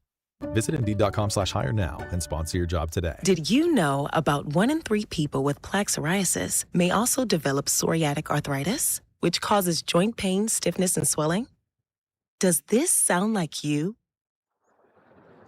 Listen to what it sounds like to be a million miles away. Tremfya, guselkumab, taken by injection, is a prescription medicine for adults with moderate to severe plaque psoriasis who may benefit from taking injections or pills or phototherapy, and for adults with active psoriatic arthritis. Serious allergic reactions and increased risk of infections and liver problems may occur. Before treatment, your doctor should check you for infections and tuberculosis. Tell your doctor if you have an infection, flu-like symptoms, or if you need a vaccine. Imagine being a million miles away. Explore what's possible. Ask your doctor about Tremfya. Visit Tremfya.com or call 1-800-526-7736. By now, you've heard that Booth Creek Wagyu steaks and beef are the best tasting, most flavorful cuts you've ever had. And if you don't believe us, try it for free. Try Booth Creek Wagyu anytime at 95th and Knoll or 135th and Metcalf. Stop by our store and we'll prepare a free mouth-watering sample of your selected choice cut. Heart-healthy, low-cholesterol, authentic American, full-blooded Wagyu steaks and beef.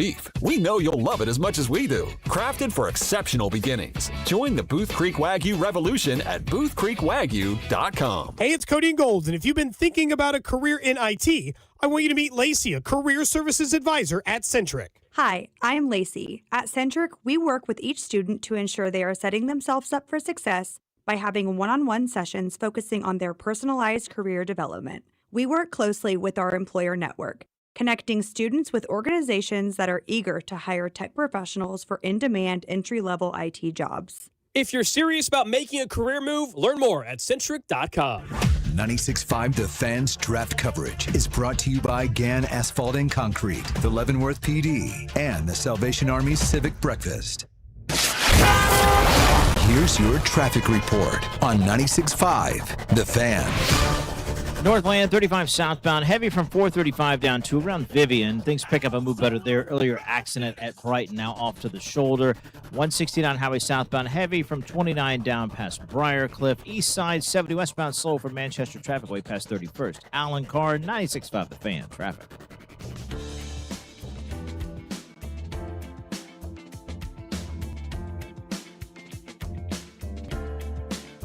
Back at it. Great day for sports. You've got NBA playoffs, NHL playoffs. You've got the Royals coming home to maybe buck this trend of losing all those games in a row of 7. Please kill it. Let the Mets be the one team that sucks. And don't forget. See, now the problem, Dusty, you got to win 8 straight just to get back to even. They can do it. You know that scene from Eastbound and Down when I forget who dies? And Kenny Powers comes out and plays that Candlebox song. Yeah, that's going to be me tonight at Kauffman Stadium. Everyone's like, he's dead. They're dead. No, they're not. I'm going to show you why, because they're still alive. It's still early to me. I refuse to give up. But, again, Royals tonight, they host Baltimore. Josh Vernier will join the show in about 30 minutes from now. Also, don't forget, you have the Bink Hotline. Hotline Bink. It opens up today at 12 o'clock. You can call and give all your draft talk to Jay Binkley if you want. Yeah, this is what I was referencing. Yeah, comes out there. It's Candlebox. Great song. Great song. I mean, fantastic song. I don't know any other Candlebox songs, but that one, well, maybe. I mean, that's. I'm going to literally rock that into the stadium tonight. Maybe burn some sage, they say. Won't have to with a new stadium anymore, right? We'll see. Is Cincinnati the dumbest effing NFL team in the history of the NFL? And I'm talking Browns, Jets, all these people. I mean, they're up there, brother. So they're on the Mount Rushmore of dopes. So they went and got Dexter Lawrence, your boy, from the New York Giants, right? Fine. They picked 10th in the draft. That's right. Okay. Or 9th, whatever it is. Or 8th or 10th. I think it's one of those two. It's Cincinnati. It's 10. Okay, 10. Yeah, because Giants have 5 and 10 now. And they trade 10 to the Giants for Dexter Lawrence, defensive lineman, who they paid a ton of money to for maybe 2 years. They signed him last night to an extension. Okay. 1 year, $28 million. Cool. So did they get picks back with nothing? Dexter It was Lawrence? A straight up Dexter Lawrence for 10 overall. 10. Okay. That's it. And they could have taken a defensive lineman in the top 10, 4 years of control, not paying nearly as much as they're paying Dexter Lawrence, but no. So the only, I think, defense they have is that they think they can win it all in the next 2 years. With the injury history of Joe Burrow and the slow starts that Cincinnati gets off, as we've talked slow starts already today, this is erroneous on all accounts. The fact that they have done this, why wouldn't you draft, develop? Do you really believe Cincinnati can win a Super Bowl? Buffalo's in this division. Chiefs are in this division. Chargers, Broncos, all these teams that were much better than you and have been better than you in the last 3 to 4 years. And you make this sort of move, to me, it just screams idiocracy. Yeah, it really does. Like the Bengals right now, you wonder why certain organizations are always ass. And then you look at moves like this, and the Cincinnati Bengals show you why they're ass. People will show you who you are, right? You hear that all the time. People will eventually show you who they are. And the Cincinnati Bengals continue to show us that they are bad as an organization. There's just no other way to put it. Like, you didn't sign Trey Hendrickson. You got rid of him. Now you're trading the 10th overall pick. I would say Dexter Lawrence is up there in age at 28, 29 years old, right? Right at the tail end of that kind of window. And you gave up the 10th overall pick to have a guy for 3 years to spend extra money on that you could have had a guy, as Dusty mentioned, for 4 years and probably half the cost of what you're going to invest in Dexter Lawrence. And you traded a top 10 pick for that gentleman to the Giants, who now have picks 5 and 10 and probably are sitting really pretty by not having Dexter Lawrence on their roster at this point in time. The process of not signing Trey Hendrickson and giving that same annual average value to Dexter Lawrence, but giving up the 10th overall pick to do it is bonkers to me. They both make $28 million a year. One is the top 10 edge rusher in football. The other had half a sack last year. Half a sack. Mm-hmm. And he traded the 10th overall pick for him. Remember Mahomes' first year, 2018, the defense could not get off the field, and we sat here, and the Chiefs brought in, the Honey Badger and Frank Clark, but going into that, we said, if you could just be an average defense, right, we could win. The Bengals are doing everything they can to go from 32nd to 29th in defense, and they might have accomplished that. I did the math. They've added 4 notable players this offseason on defense at about $76 total million per year. Brian Cook, who's a fine safety. The other 3 are on the D-line. Dexter Lawrence, half a sack last year. Jonathan Allen, 3 sacks last year. Boye Mafe, $20 million a year, 2 sacks last year. They traded the number 10 overall pick to do it. They should have paid Trey Hendrickson and invested on the D-line with a 10th overall pick, but instead they added a bunch of aging vets at overpriced contracts who aren't productive. Right, that's what happens in sports. Ask Andy Reid when they did that in Philadelphia, how it went for them. Aging vets on expiring contracts did not bode well. Andy's in Kansas City, right? And so that's the moral of the story. Paying names and getting names in free agency or big-time trades like this, you better make sure that they still got some playability left in them. Otherwise, you're just paying for a name and a has-been and a guy that doesn't have any career left. And, I mean, what you just said there, Nathan, my God, that really shows you how bad Cincinnati is as an organization with all of those missteps that they've made on the defensive side of the ball. But it's panic time. And when you panic, you make bad moves, and they're panicking because, as Dusty said brilliantly, they're trying to get this window with Joe Burrow for the next 2 years.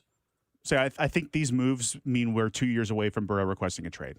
That's what I think these moves mean. If it doesn't work, somebody says at this rate, we can get a top 5 pick for Chris Jones. Yeah.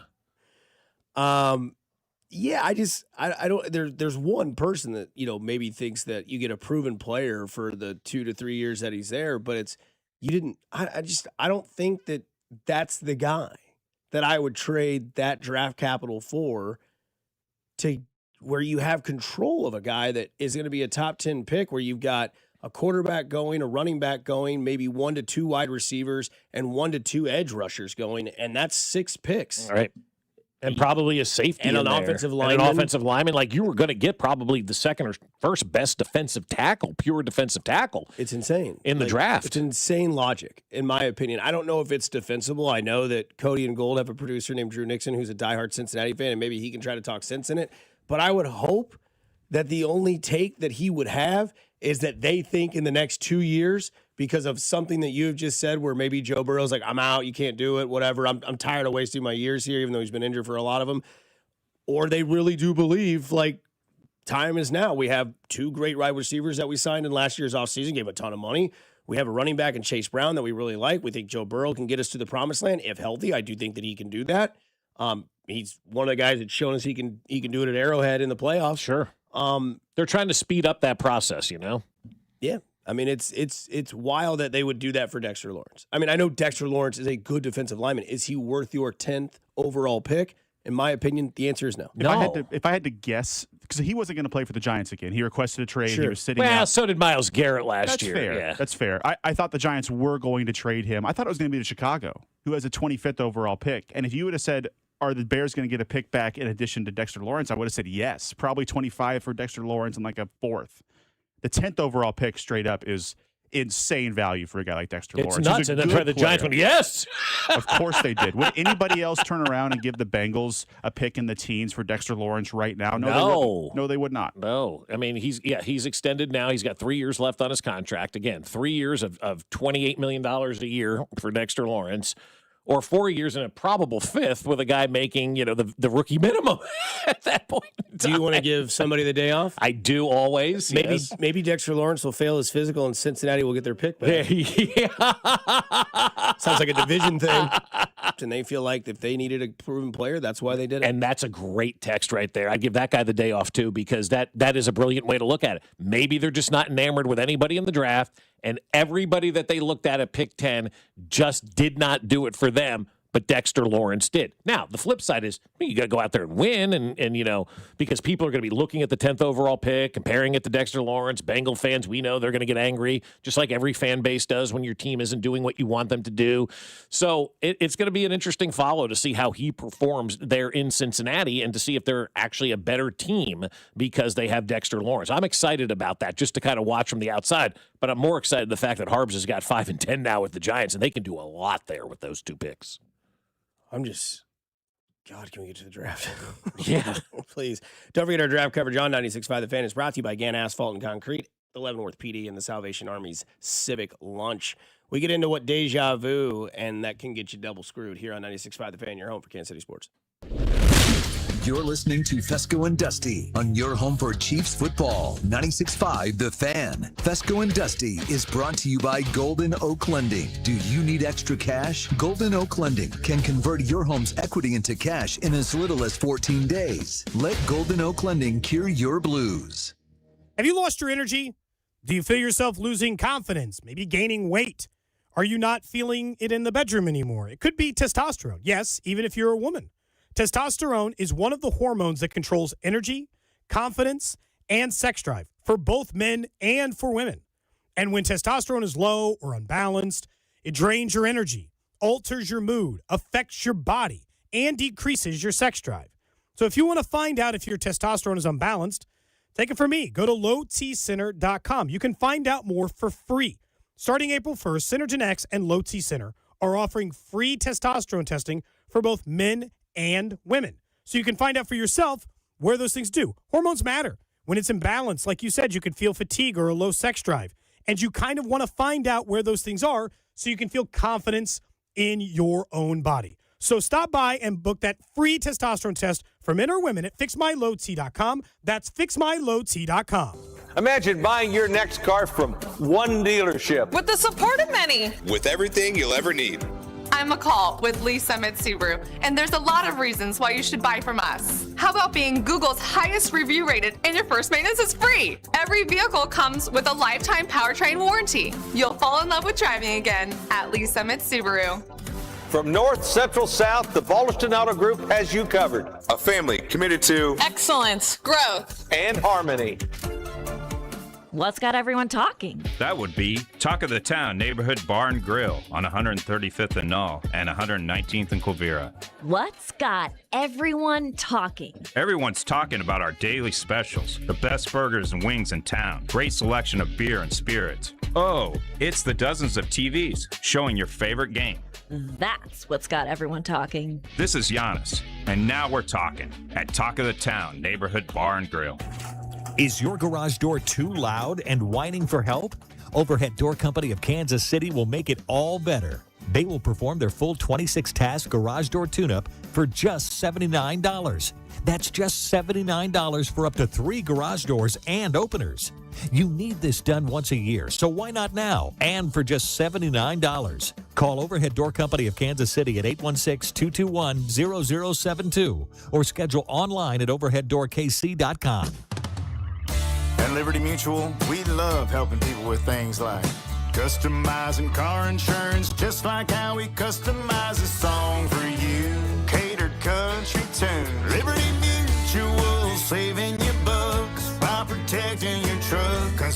told me to only pay for what I need. Thank you, Limu. I'll always trust in Nemu with liberty, liberty, liberty, liberty. This report is brought to you by Bet365. Winning is everything. With Bet365 early payout, you win even if they lose. Get paid out instantly when your team goes up big, even if they blow the lead later. Bet365. Winning is everything. Gambling problem? Call 1-800-GAMBLER. 21 plus only. Must be physically located in Missouri. Here's your traffic report on 96.5 The Fan. Traffic for Demandry Law, Northland, 35 southbound improving. A little slow around 435, but off we get on again. Sluggish traffic down to Vivian with an earlier accident at Brighton that has cleared. Give me one good reason why I should call DM Law. How about 3 great reasons? 1, it's easy. 2, it's fast. 3, the results. Mike's got this. 816-888-7500. Mike's got this. The choice of a lawyer is an important decision and should not be based solely upon advertisements. Alan Carr, 96.5 The Fan. Traffic. Hey, Royals fans, it's Seth Lugo. Don't miss Vern's On Deck show 1 hour before first pitch right here on 96.5 The Fan. KFNC FM and AM, HD1 and HD2 Kansas City, an Odyssey sports station.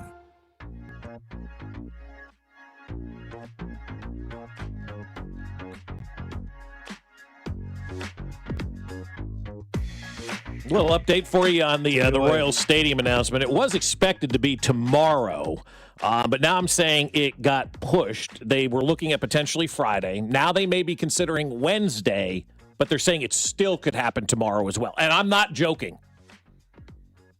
This is a text from a source in the know about what's going on with the stadium. It was expected to be tomorrow at 3 o'clock. Now I'm hearing they tried to push it to Friday. Then they're going to try to do it on Wednesday, but it still may happen on. Like, you can't make this stuff up. 7 and 15. It's 2 day.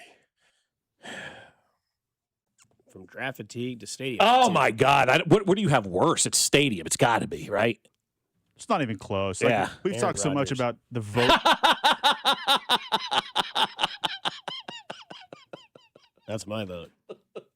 And that was me all weekend long, just laughing at Dusty. But sorry, the vote was 2 years ago. We've been saying that over and over. This conversation was 2 or 3 years in the making before the vote itself as well. We've been talking about this since like the COVID lockdown. Yeah, I'm so true. tired of it. Since I'm John serious. bought the team, we've been talking about I'm so tired of it. Yeah. Damn. And we hadn't even talked about the Chiefs, and they just did it. And they just, we're just going to go over here. We're going to take care of business. We're going to do this quietly. So it was supposed to be tomorrow, got pushed to Friday. Then they thought about Wednesday, but it still could happen tomorrow. So the Royal Stadium announcement, when's it happening? Was scheduled Tuesday, was pushed to Friday, then switched to Wednesday, but could still be happening tomorrow. I don't know anymore. Somebody texted me says, "You're telling me the stadium news is getting pushed back. I'm shocked." Shocked. Okay. Well, again, same year over and over again. Yeah, exactly. And don't forget, what Vern on in like 19 minutes, he'll let us know about. I'm kidding. He'll talk to us about what the new maybe standard is, because deja vu is screwing this Kansas City Royals season right now, because this looks a lot like mistakes from the past. This looks like 2025 all over again. It's bad right now, like real bad. I'm just gonna be honest, like it's not good. And it's the early stuff is done. The continued mistakes from last year continue to happen today. It's bad because it's more than baseball at this point. And the reason why I hammer on that it's not any more excuses to say it's early. And again, I will tell you, I will stand on this hill until I die. I will always wait till June 1st. I will always watch the Royals. That's just my life. But I will really wait until June 1st. And if it is June 1st and they're 15 games out, then there's your answer. But if we get to June 1st and they do what they did last year, because so far the only thing that we can go on this year is what we went off last year. They got swept in Detroit. They got swept in New York. They came back to Kansas City. They went 16-2 in the next 18 games. Who did they play? Does anybody remember who those games were after that? 2025 Royals baseball reference. I know. It's going to be hard to come up with a schedule from last year. But Nathan, you got it? In the meantime, I can tell you who they're playing this week. Yeah, it's the Baltimore Orioles. And Dusty, you talked about them hitting. They don't pitch. No, they don't pitch at all. And the starters you're going to face this week are Kyle Bradish, Shane Bradish. Baz, sure, and Chris Bassett. Their ERAs are 5.49, 4.91, 6.19. I was looking at that as well this morning. I'm like, boy, if they don't hit this next 3 games, they ain't ever going to hit. I think they went down to Tampa last year in that minor league stadium and got hot. That's right. But I'll get the game log from last season and let you know. But you got this is why it's bad because it's not what you're seeing on the field. It's everything that's happening around them currently. You have a draft happening on Thursday night that then carries over into Friday and Saturday. You have everyone in your division, minus the White Sox, winning.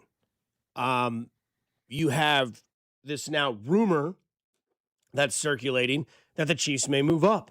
And as much as we say we're fatigued with draft talk, 80% of our listeners would say you're in the minority, and I would agree with you, that other people want to keep hearing about it because now you hear about A.J. Brown, you hear about Aaron Rodgers, you hear about all these stories that get people's interest, and then you hear the rumor the Chiefs may be moving up in the top 4 or 5 picks of the NFL draft. Oh, well, I'm intrigued. Yeah. You've got 2 people that do radio in Kansas City that'll be in Pittsburgh doing that draft coverage for this station. You've got a hotline that opens up today for Jay Binkley. That's strictly draft talk. You have all this NFL news and all this NFL storylines, and it's big around Kansas City because you're one of the main pieces of this pre-draft pie.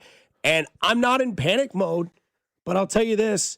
I've got the hammer in my hand to break the glass in case of emergency. Yeah, and I don't blame you for that. You know, you saw a lot of those on the subway. We almost had to use them a couple of times. Break glass in case of emergency. You never want to do that, right? You never want to go out there and bust the glass because you're in an emergency type of situation. But this is where we are right now. And look, not in Dusty's defense or anything like that, but the fact of the matter is, this is how the fan base feels. This isn't a radio host or 2 radio hosts or 3 radio hosts or 10 radio hosts. And the media is doing this to us. No, your fan base is not happy.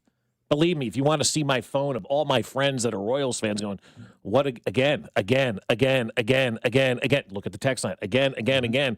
Fans are not happy with the product that is out there right now. And they want this team to win. Everybody wants this team to win. But, I mean, we had a simple stadium announcement that's been messed up for the last 2 years. So last year, the Royals came home from this road trip, which they didn't win a game on. And by the way, in the first game against the Rockies, when they were 8-14, they came home. Oh, that's right, the Rockies. Estevez they lost. Gave up 3 runs in the 9th, and Freddie Fermin came back and hit the walk-off. But at this point last year, Estevez then blew us. Can you imagine if the bullpen blows a 3 run save tonight? Well, they did the other day in Detroit because I was stunned. Yes, I was drinking NA beer at the time. Yeah, 2 outs, too, with that lead blown. That's right. And that was Lucas Erceg. Home against the Rockies, home against the Astros, they won 5 out of 6. They went to Tampa and to Baltimore. They won 5 out of 6 on that road trip. Home against the White Sox, 4-game sweep. Right. They've already gotten their 4-game set against the White Sox this year. And it was a split. Yeah. So you're saying there's a chance. Who did we have after Baltimore? The Angels. Yeah. The Angels. Sunday night baseball, by the way. Yeah. First time in a long time, it feels like. Yeah, the Royals currently 7-15, worst team in the American League. Potentially, you could say that from a standing standpoint, they have the worst record in baseball. The Mets are holding the crown, in my opinion.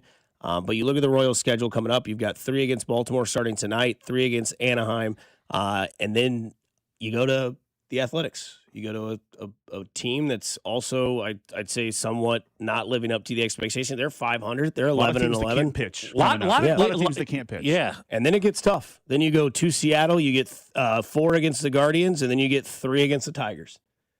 So you got to take care of business early. And by the way, this was the Royals general manager, J.J. Piccolo, talking to Ryan Lefevre yesterday on 96.5 The Fan and the Royals pregame show about the issues. And now it just feels like they're feeling the pressure of not hitting with runners in scoring position. Yeah, and I think what we see happening right now is the team's not winning, so there's a little bit more pressure to score runs. We know we're not scoring runs. And when you really dive into it, what it comes down to is pitch selection. You know, we're actually faring pretty well when it comes to chase rates, but then when there's runners in scoring position, our chase rates go up higher.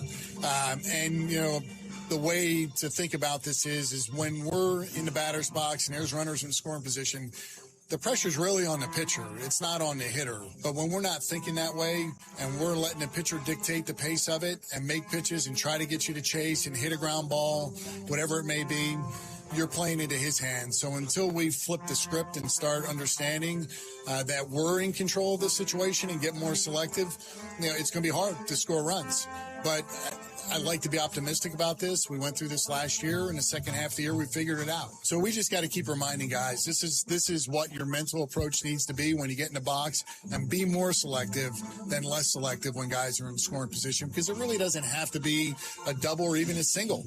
It could be a ground ball. We'll just take the run, and that's the importance of situational hitting. It's not always about damage. It's about just production and putting the ball in play, and you'll score your runs. Preach. I agree with everything he said. But why aren't we doing that then? If that's the message coming from the general manager, right? That's the message coming from the general manager. He's supposed to be the boss of the organization. Why isn't the team executing what the general manager is telling Ryan Lefevre on the radio interview there? It just seems that it's hitting, and we'll have Vern on here in about 10 minutes, but it just seems like, and I understand, like, the hitters have to hit, but at how much is information getting thrown at them? I don't know the answer to that. Again, I'm with everybody else. They need a big effing hit, and they had it, and then it just, like, goes to the bullpen against Detroit to avoid a sweep, and you're like, all right, Vinny, Sal, everybody's showing up. I mean, people are starting to text me and my friend group, and they're like, finally, Sal did it. I'm like, okay, this is the hit we've been talking about. This is it. Here we are. They put up runs, and then 2 outs, bottom 9, walk-off. And you're like, oh, my God. Yep. And then you're like, now they got to go to New York Stadium. They never play well there. They're going to come to New York. It's going to be tough. Bang, bang, bang. Nice knowing you. See you on your way out. Now they come home, and not only, and this is why I say it's troublesome, you hear all of that, not hitting the runners in scoring position, everything that happened last year, but, and JJ says it in the audio, I'm not making this up, that, you know, that the pressure in the batter's box is coming up, but they need to be more selective. It doesn't matter if it has to be a single or grounder or whatever he said there, but now it's like, now you're 7-15, and you put all this on top of you, and you have zero consistency with your lineup. So it's hard to gel all of that and patch all this up. So, yeah, it could be a minor thing with Carter Jensen sleeping in. I didn't think it was a huge deal. I didn't either. The Salvador Perez, Matt Contreras stuff that we'll talk about a little bit later on today that you saw over the weekend, that to me was a little bit more excessive. It was nipped in the bud yesterday with all the reports we saw from it, that it was a miscommunication and a misused word at the time. But there's that as well, right? Like, that's the same thing. It wasn't a misused word. It was the truth. They just didn't communicate to each other, you know? Fair. That's true. And yeah, you did the topic, Dusty, on Thursday of who's going to tell Salvi he needs the day off. Yeah, and exactly. And Q did, and Salvi didn't like it. Played out just like you said it would. I don't know. I hope it gets fixed, because I love baseball and I love warm weather and I love $9 cheeseburgers and $1 draft beers. So I might just have to go to the Sand Trap. No, I kid. But no, seriously, go there. I'm going to go tonight. I mean, I'm not done. I don't think a lot of people should be, but I understand the frustration because it's wash, rinse, repeat from 2025 to 2026. Right, exactly. So there's still nothing better than a day at the ballpark. No matter what your team is doing, no matter who they are playing, there is nothing better than a day at the ballpark. And if you go to the ballpark and, yeah, they're not winning it, you're still going to the ballpark, man. Just remember that. You're still watching a baseball game, and it's still awesome to do. And so if, yeah, you may not like the product on the field at this point in time, you still go out to the ballpark, because there's you know how many baseball games now that I've been very fortunate enough to go to in my entire life? There's not a day where I don't get excited that morning where I know I'm going to a baseball game. And that's the powerfulness of it, man. It's going to bring you back. You're going to go. The team may not be doing what you want them to do. But again, I'm going to ask Vern more about that message from JJ, because I'm listening to that and I'm like, why is that the message from the GM, but that's not what we're seeing on the field? Where is it getting lost in translation? Coming up next, Bob had to tip his cap to the ladies of Sex in the City. We got Sexed in the City. We'll tell you next here on 96.5 The Fan, plus Vern, your home for Kansas City sports. Hey, it's Bobby Witt Jr., and you're listening to Fescoe and Dusty on your home for Royals baseball, 96.5 The Fan. Brought to you by Golden Oak Lending. Do you need extra cash? Golden Oak Lending can convert your home's equity into cash in as little as 14 days. Let Golden Oak Lending cure your blues. 96.5 The Fan. Well, looking at the outside of your house, the inside of your house, the walls around your house, you're thinking to yourself, man, I would love a new color paint, man. I'm tired of this old color. Or you look at the outside of your house. Now that it's beautiful and you're outside doing things, you're looking at the outside of your house, you see that flaky paint, it's chipping. You're like, I don't know, man. I just need to do something different with the outside of my house. Well, that's where my friends over at CertaPro come in, because they're going to make the outside of your house look awesome. And they're going to make the inside of your house look awesome and give you those colors that you wanted. Hey, maybe you just moved into a new house and you said, we'll eventually paint. Now is the time to do that. Stop putting it off and get CertaPro out to the house. They'll get the job done right the first time. They take pride in what they do. From reliable communication to professional painting, they make the process worry-free. And when you choose CertaPro painters, you're partnering with a trusted local professional with over 70,000 five-star reviews. Plus, their spring sales event is going on right now until May 15th, so ask about getting 10% off qualifying projects. Each CertaPro painter's business is independently owned and operated right here in Kansas City. So schedule your estimate now at CertaPro.com. That's Certa with a C. It's CertaPro. Doug. There's nowhere I wouldn't go to help someone customize and save on car insurance with Liberty Mutual, even if it means sitting front row at a comedy show. Hey everyone, check out this guy and his bird. What is this, your first date? Oh, no. We help people customize and save on car insurance with Liberty Mutual together. We're married. Me to a human, him to a bird. Yeah, the bird looks out of your league anyways. Only pay for what you need at libertymutual.com. Liberty, liberty, liberty, liberty. What matters to you matters to us. That's why Busey Bank takes the time to understand your goals and build solutions that fit your story. From everyday banking to long-term planning, our team is here to help you navigate every stage with care and expertise. We're more than a bank. We're your neighbor, your advisor, and your advocate. Busey Bank, building business, growing wealth since 1868. Member FDIC. Pump up the volume. Business moves fast. Orders roll in, deadlines close in. When you ship with USPS Ground Advantage, you can keep up with confidence. Every package stays in our secure network from dock to door. And with nationwide reach, dependable tracking, and upfront affordable pricing, you get built-in peace of mind. You run the business. We run the routes. Visit USPS.com/groundadvantage to learn more.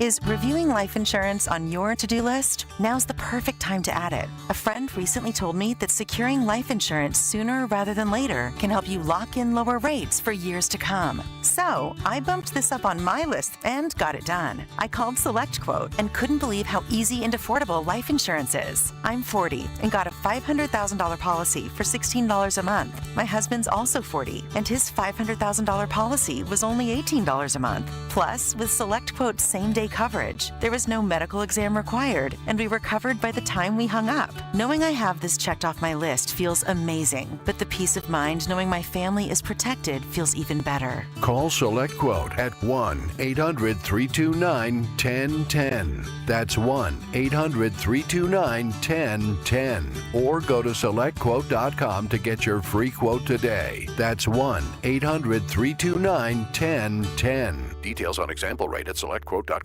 Spring pollen is everywhere, and if it sits too long on your vehicle, it can stick to the surface and damage your car's paint over time. Don't let buildup dull your shine. Stop by Tidal Wave Auto Spa and wash it away with a top-of-the-line car wash starting at just $15. Our Graph-X 4 Shine technology helps protect your finish and keep your car looking its best. Plus, enjoy free vacuums, microfiber towels, and interior cleaning spray with every visit. In minutes, you'll be driving away with that clean car happy feeling. Find your nearest location at TidalWaveAutospa.com.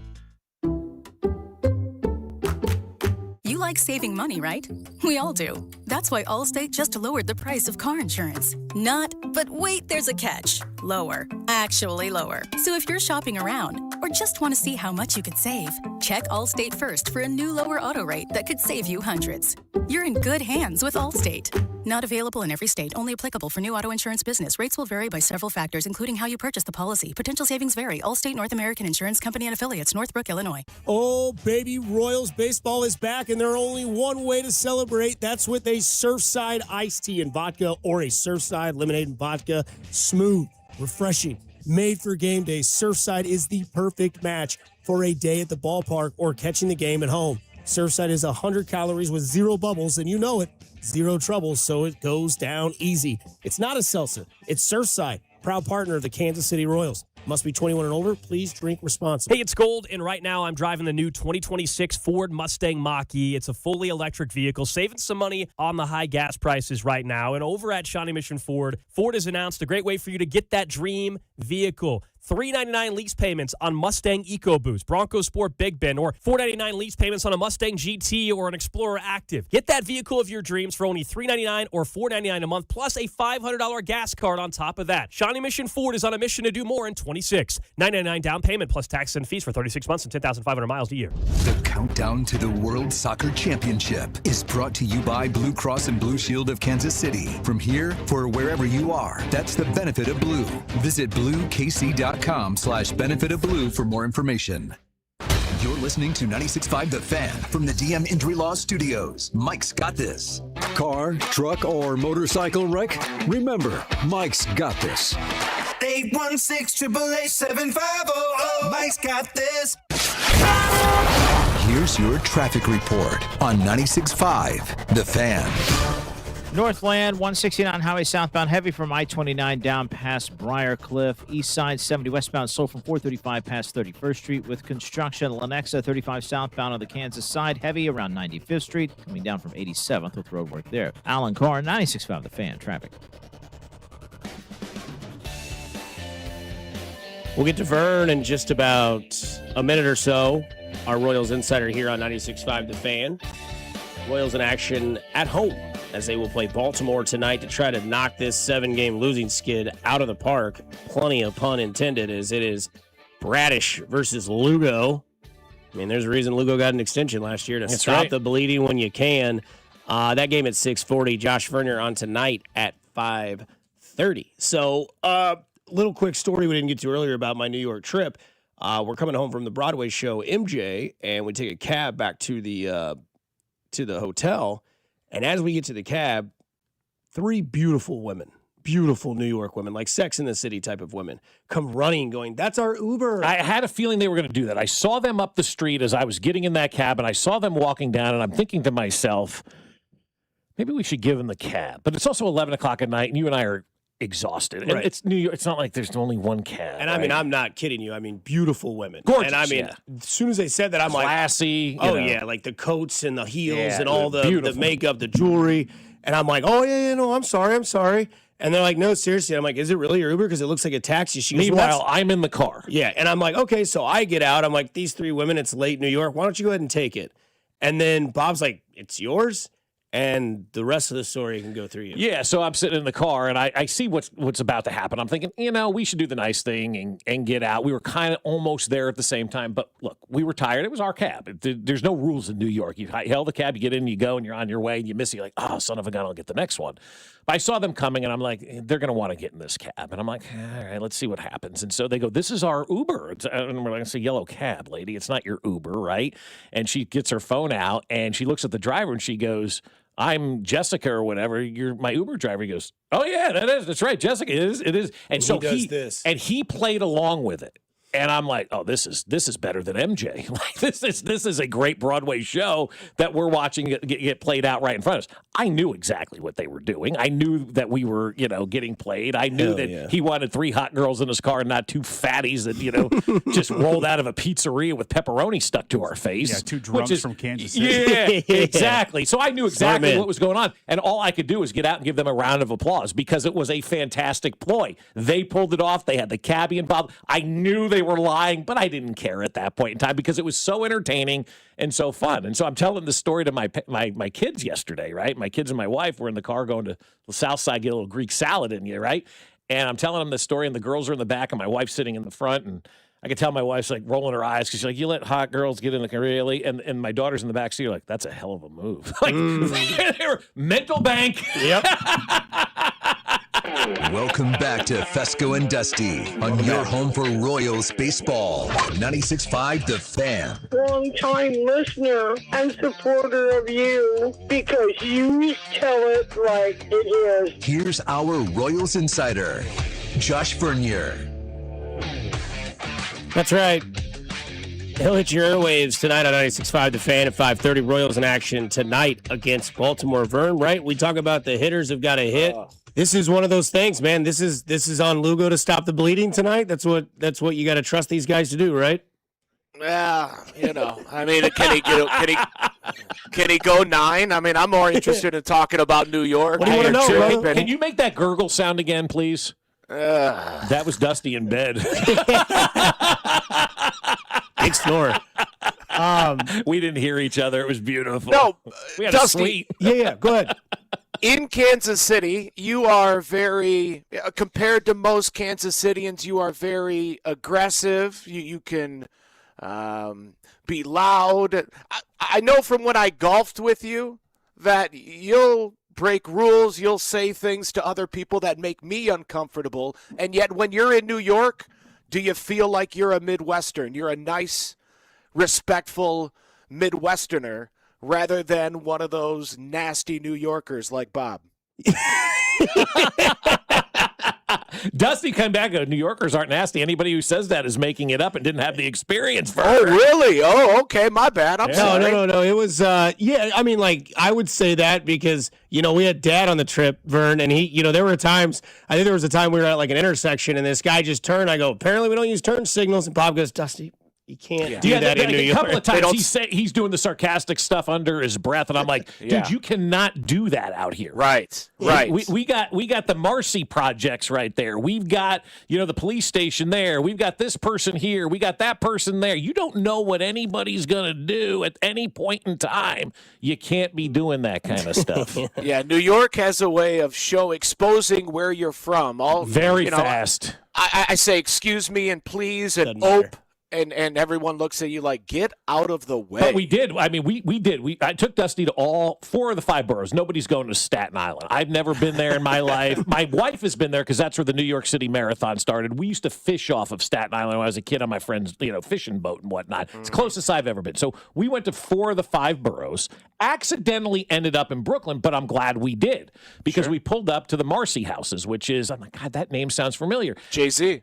Bingo. And we were on train J or train Z that pulled up to the, and I'm like, that's how Jay-Z got his name, Dusty. He's like, really? I'm like, yeah, that's the Marcy houses. That's where he grew up.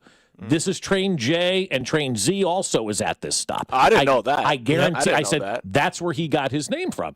And Dusty looks it up. He goes, oh, my God, you're right. I go, wow. I didn't just fall off the apple tree yesterday, but that was cool to see Dusty's face realize that's where Jay-Z grew up at the Marcy houses. And now here's train J and Z next to each other at the same stop by. That's exactly where he got his name. I had no idea. I knew he grew up at the Marcy Projects, but no, didn't know that's how he got his name. Look at you, Bob. Yeah. Hopefully Dusty threw you $20. No, he didn't. I just paid for all the cabs. Bob got the train. I got it was very 50-50, I think. It could have been 60-40, but he's Dad. He's been doing it for 16 years. He makes the big bucks. Well, you just pay and go because by the time you tell somebody what you're doing in New York, you miss the boat anyway. You know what I'm saying? Right. So you just got to go. But man, go ahead, Vern. No, I was just saying, nice job on breaking the baseball team while you guys were out there too. Yeah, we're terrible people. God Vern. Almighty, we went to the Super Bowl. They got blown out, and then they went 6-11. We go to the Royals and Yankees game. They get blown out in 2 games. They lose the series. They get swept. Now they're back in Baltimore. Boy, what is the standard now, Vern? Well, see, if on that Hot Stove show when I debuted my theme for the season, The Standard, I, like most people, were excited for this season and was solely focusing on the positive, that this team, with this rotation, which is likely to be the best rotation we see for Bobby Witt Jr. over the course of the rest of this decade, I thought this would be the team that every squad for the rest of the 20s would stack itself up against. There was a downside to The Standard, and boy, it seems like we're staring down the barrel of that right now.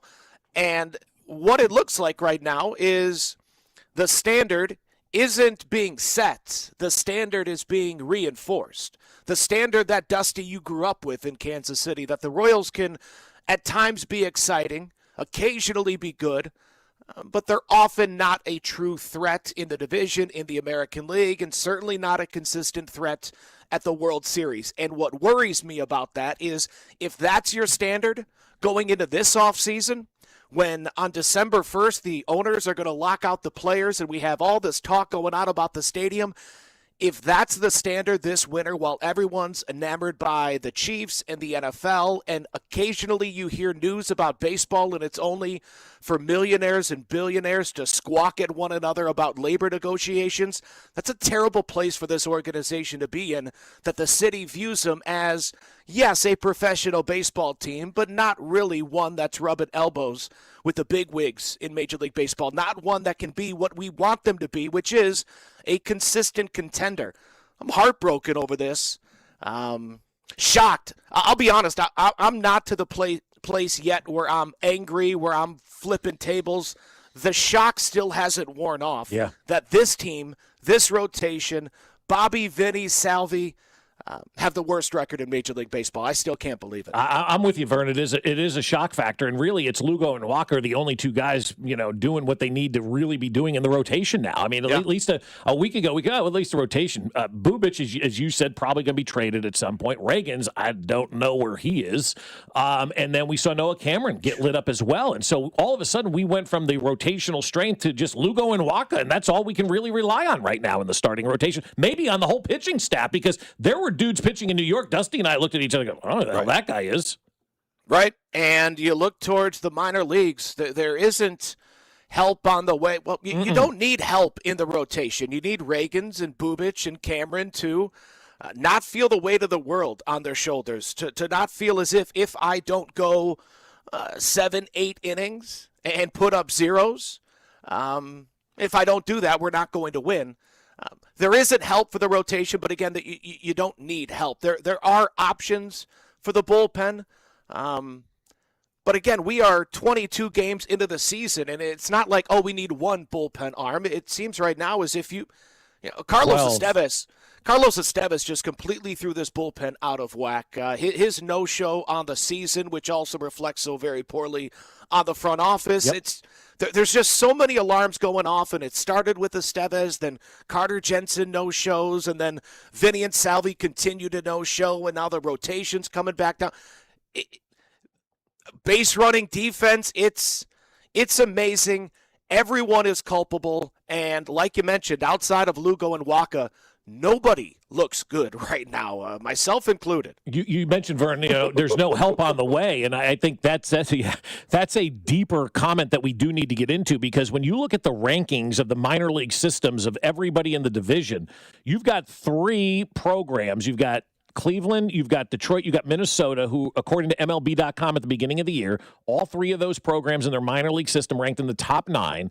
You had the White Sox at 16, and they ranked the Royals at 21st. And so while you say there's no help on the way, you're not wrong. When you look at the minor league rankings, you've got 3 of the 4 teams in your division in the top 10 when it comes to the minors, and you're at number 21. That's not good for the future either. Yeah, most of your top prospects are 21 or younger. Blake Mitchell and Josh Hammond, Sean Gamble, all down in A-ball. Pitchers like David Shields and Kendry Churio, also both down in A-ball. So these are guys that are unlikely to help you until 2028. No, it comes down to the 26 guys that are in this clubhouse right now, and maybe a few of the guys that are down in AAA. But, I hear, understandably, I hear so many people say the Royals didn't do enough this offseason. I didn't hear anyone this offseason say that Carter Jensen and Jack Caglione shouldn't be a part of this opening day roster, a part of this offense. To me, those were the offseason moves. You weren't going to bring anybody in that had a higher ceiling than Jensen or Caglione.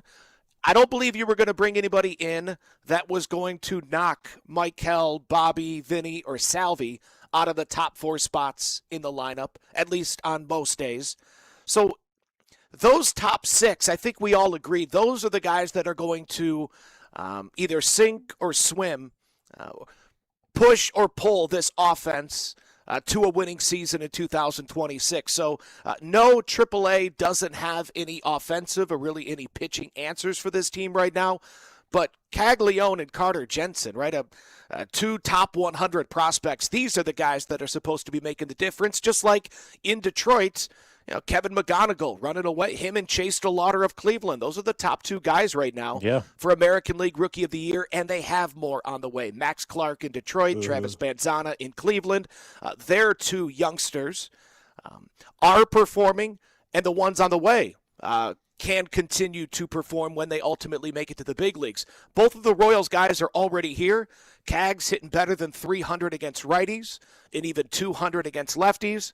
Carter Jensen's been pretty solid against both lefties and righties, and if you're one that wants to see Jensen in the lineup every single day, there's certainly nothing that I could say to deny you. Well, and that's the problem, though, Vern. Other teams are letting their guys play. I know Ben Rice isn't a rookie, but what this guy is doing, we have the broadcast yesterday, Dusty. Play that for him. This is from the Yankee broadcast yesterday after Ben Rice hit a home run. Games with a home run. He's got a 4-0 lead for the Yankees. And, of course, off the lefty, it's his 8th home run of the season, and one of the things that Aaron Boone had said is that you got to, to be able to hit lefties, you have to play against the lefties.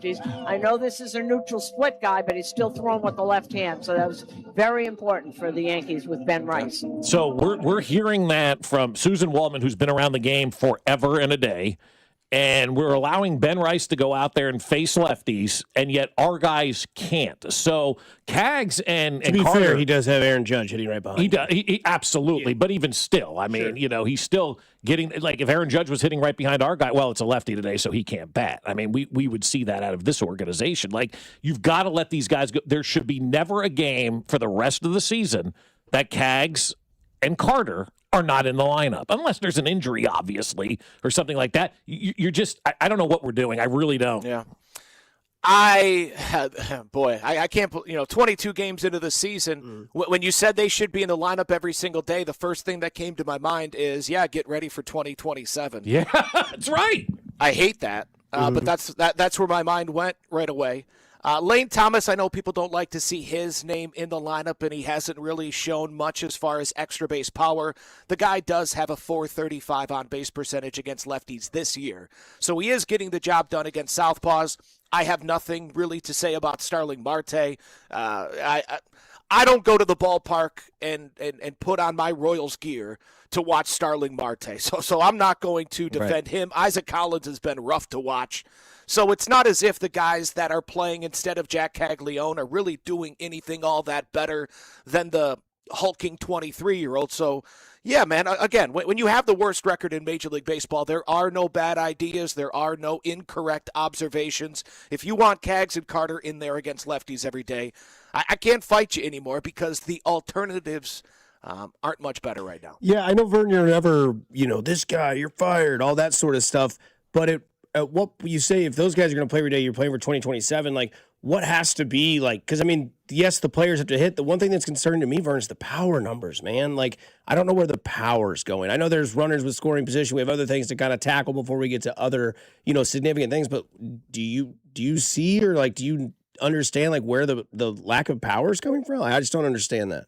Yeah, well, Vinny and Salvi are two of the 15 worst everyday hitters in Major League Baseball.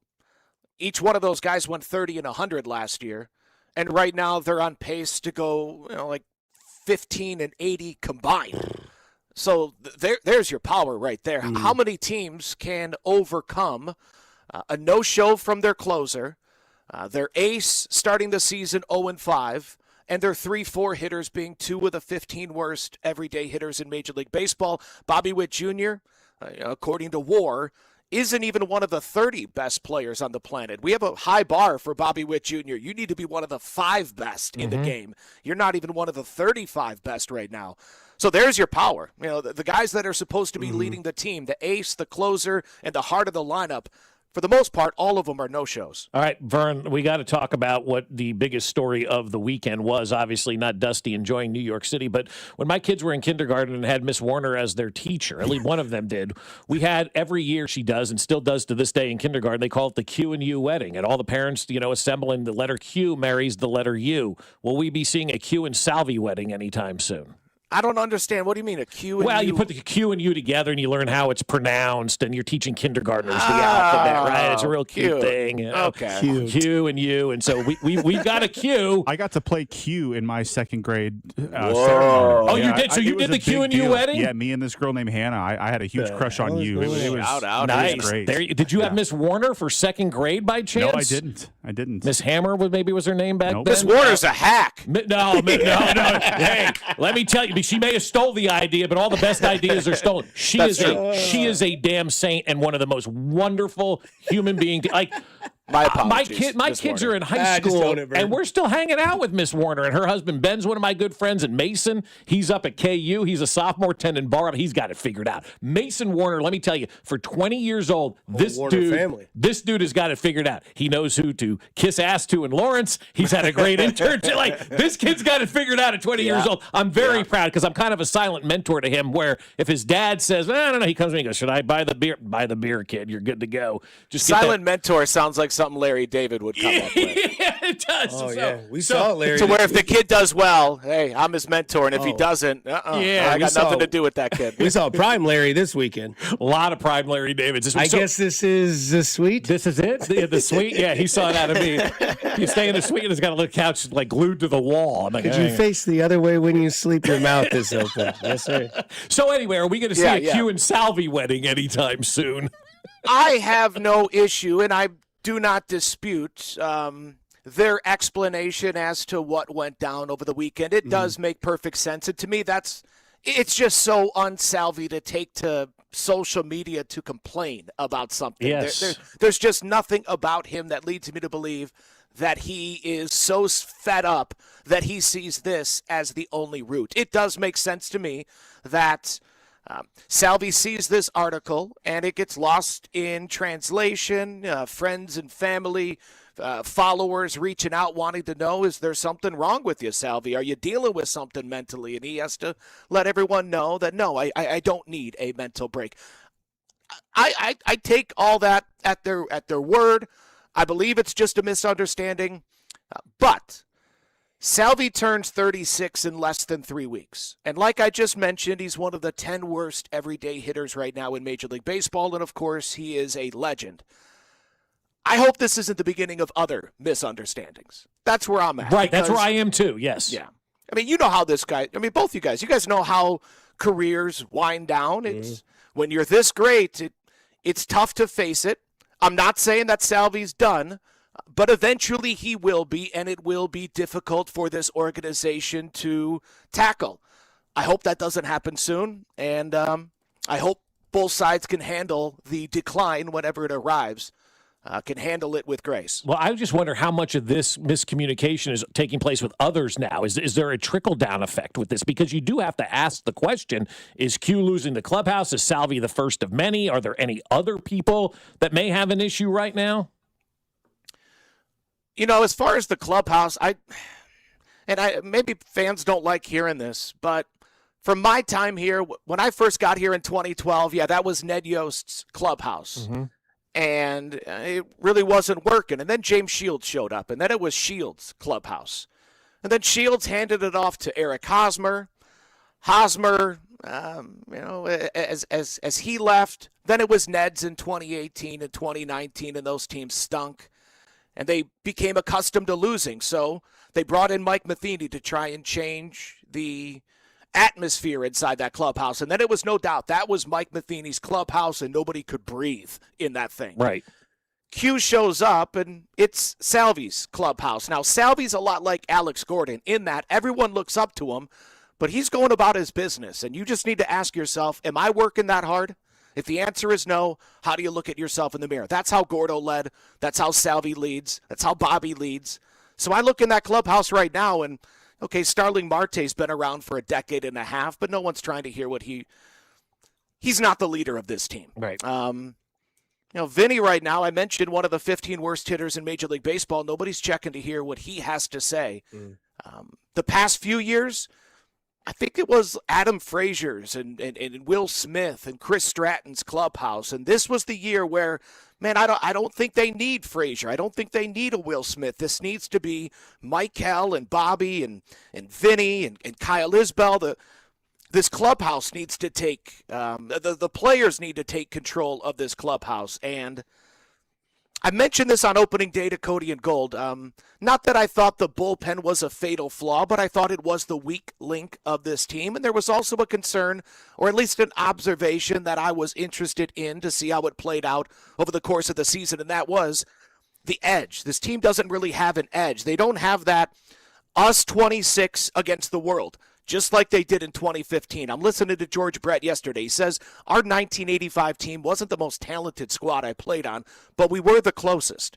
This team, when I watch them right now, they remind me of Team USA in the World Baseball Classic. A bunch of individuals that were thrown together and told, now go out there, you're a team, play for one another, play for something bigger than yourself. And they go up there and they look as if they're trying to be a team. They're trying to play for one another, but when they get in that box, it's a very, I have to do it. It's a very individualistic approach at the dish. While when you watch Team Venezuela and Team Dominican and Team Japan and Team Puerto Rico, they were playing for something bigger than themselves. But Team USA, you could tell, for as much as they appreciated the flag and the military men and women, they knew where their bread was buttered. They know that the World Series is what matters most. They weren't playing for something bigger than themselves. And that's what I see with the Royals right now, where, Salvi, after winning that championship, says jokingly, I could retire. Michael Garcia, after being the MVP, says, this is the highlight of my career. They were playing for something bigger than themselves. And then World Baseball Classic ends.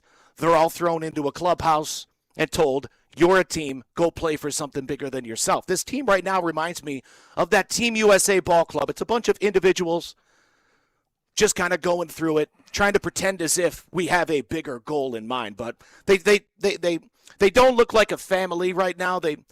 And it's tough, too, when you're 8 games below 500. But right now, when I watch this ball club, it just doesn't look as if they are that huddled group of, if anybody comes into this clubhouse, they are the enemy. It is us versus them. It looks as if it's all of us for ourselves. Damn. Well, Vern, 5:30 tonight. I'll be there tonight. I'm going to go in there and just try to Kenny Powers this thing and bring it back to life the best I can. My man. We love you as always. 5:30, you're on tonight talking all things Royals on the pregame show. I appreciate it, buddy. Thank you. Absolutely. That's Josh Vernier, our Royals Insider. Coming up on the other side, we'll get into a little bit of what he talked about with the Salvador Perez and Matt Cotrero thing. We'll kind of try to do a different team in the same parking lot sort of analogy here on 96.5 The Fan, your home for Kansas City Sports. Fescoe and Dusty. Every Hardee's is closed. Well, that Brought to you by Golden Oak Lending. Do you need extra cash? Golden Oak Lending can convert your home's equity into cash in as little as 14 days. Let Golden Oak Lending cure your blues. 96.5 The Fan. All right, I'll tell you about my friends over at Jay's Southland Tow, because they can help you out of any jam that you're in. But they can also help you out when you're not in a jam, because that's what they're doing now. Now is the time of year to get those campers to the lake, to get the boats to the lake. I know my buddy Ralph's brother, Jamie, he got Jay's Southland Tow out. They took his camper down to the lake. He's like, dude, this was awesome. I'm like, yeah. Jay's Southland, that is trusted by the most local police departments, and Tammy from the Westin. It's Jay's Southland Tow. There's nothing they can't do, so be in the know and use Jay's Southland Tow.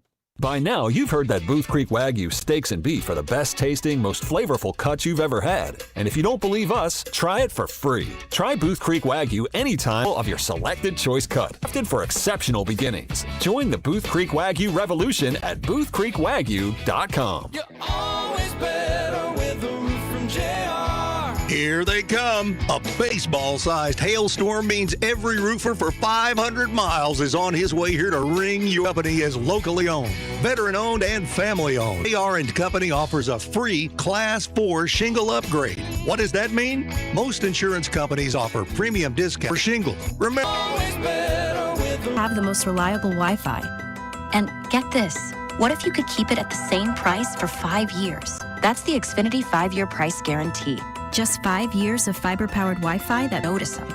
Like super intelligent Wi-Fi with a 6th sense. And that keeps you gaming in the fast lane, even when the whole family's banking on bandwidth.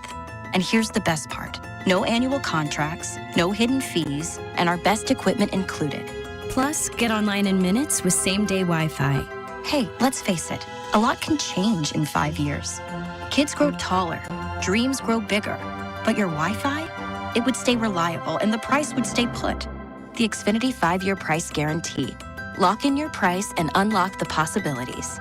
Xfinity. Imagine that. Select plans only. Restrictions apply. Powered by fiber. Connected to the premises by coaxial cable. Actual speeds vary.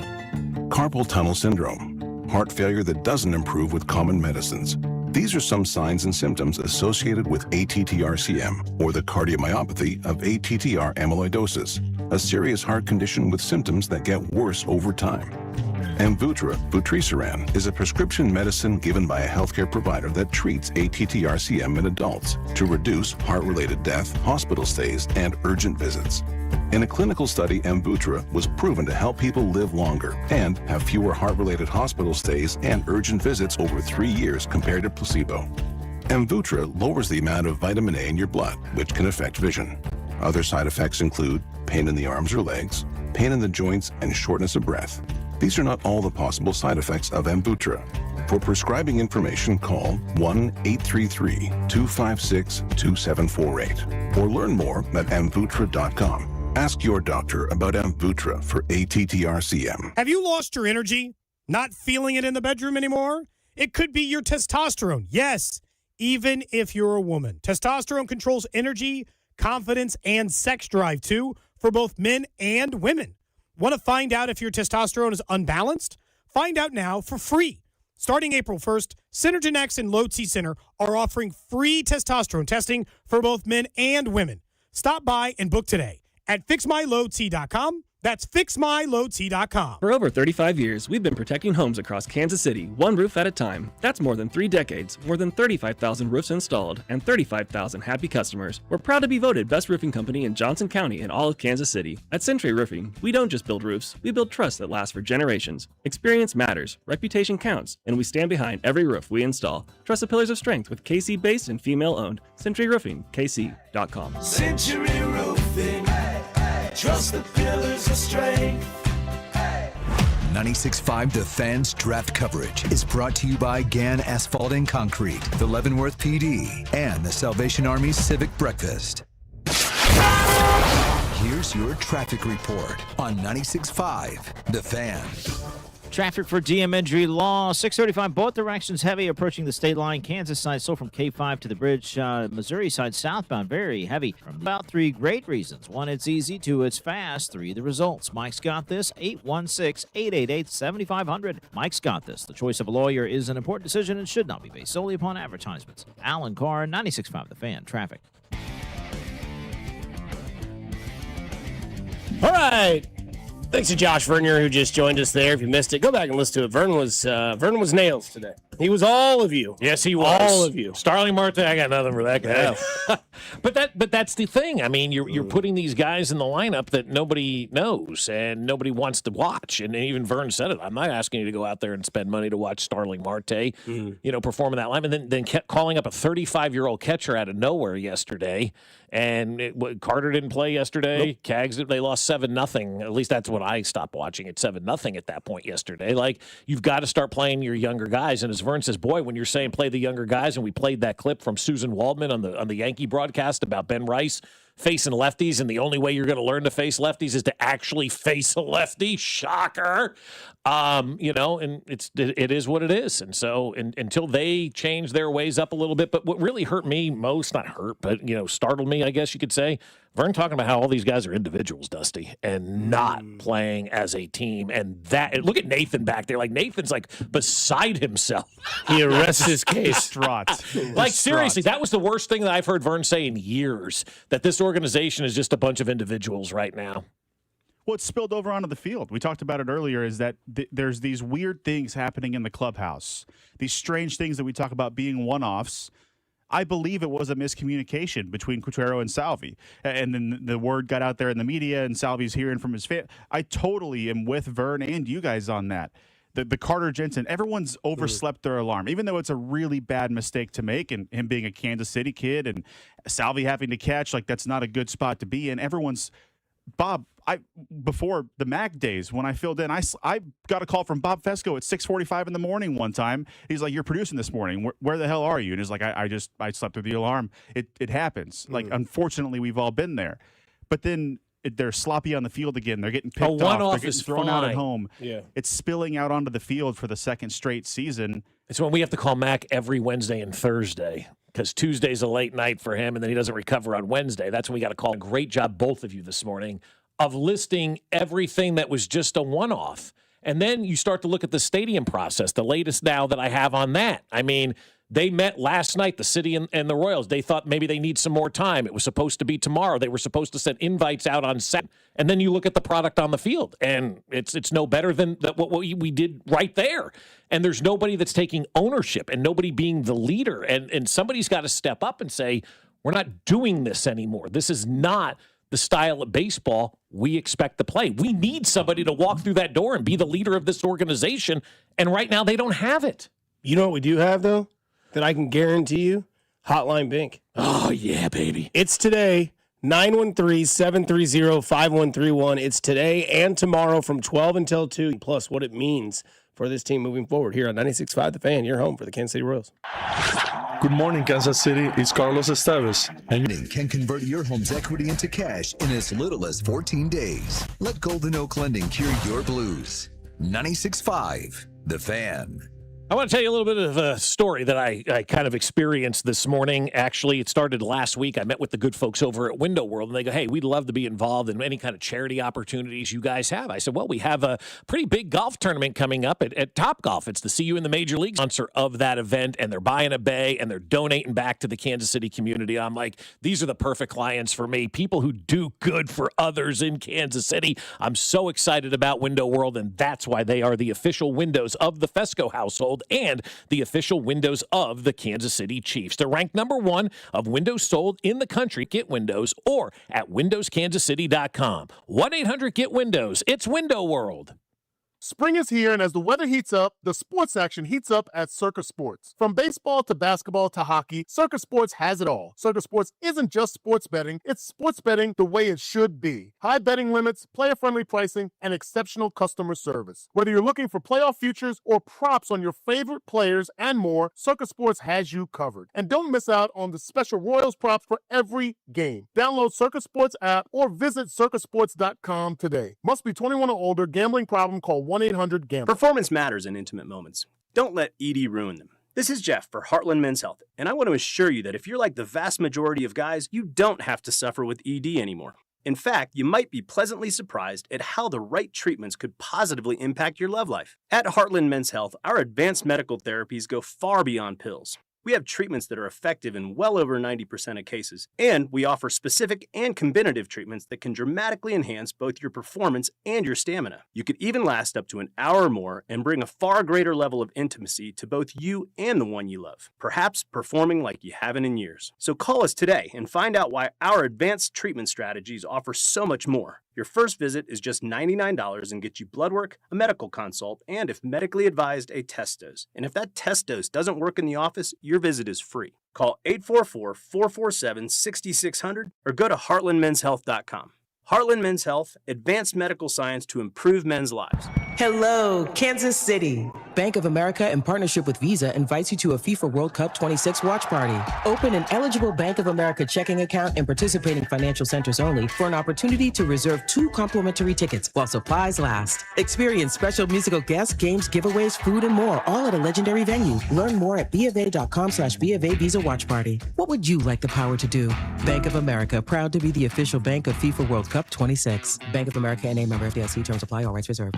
Telly Tire and Auto Center's biggest sale of the year is back. The tires at cost sale. That's right. You pay what we pay. Plus, mounting and balancing for only $30 per tire. Reserve yours at TELLEtire.com. Take care of your car. Take it to Telly. Additional charges apply for tire disposal and road hazard warranty. And Doug. There's nowhere. Boom! 42! You're going down, Doug. Oh, yeah? Your price on car insurance when you customize and save is going down. Hey! Limu? What are you doing on their team?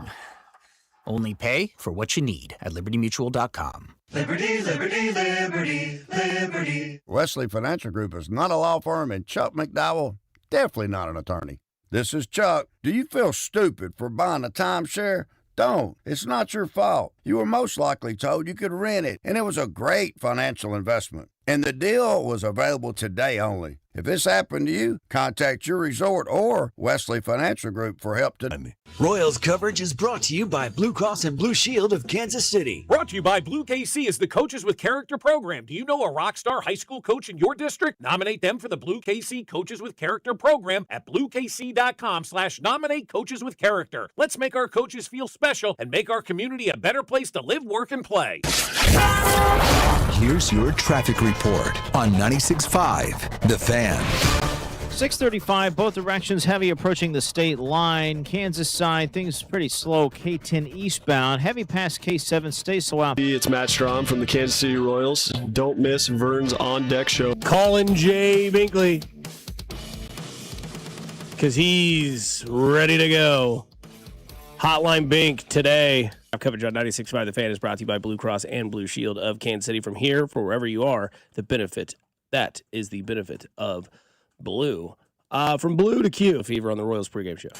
In Q's explanation, he mentions a mental breather, which there's a physical side to this, certainly, giving a guy a day off. But when you're a catcher, that's a lot of work he doesn't have to do to mentally get prepared for the game. So I understand why there was some, contradiction, some conflict there.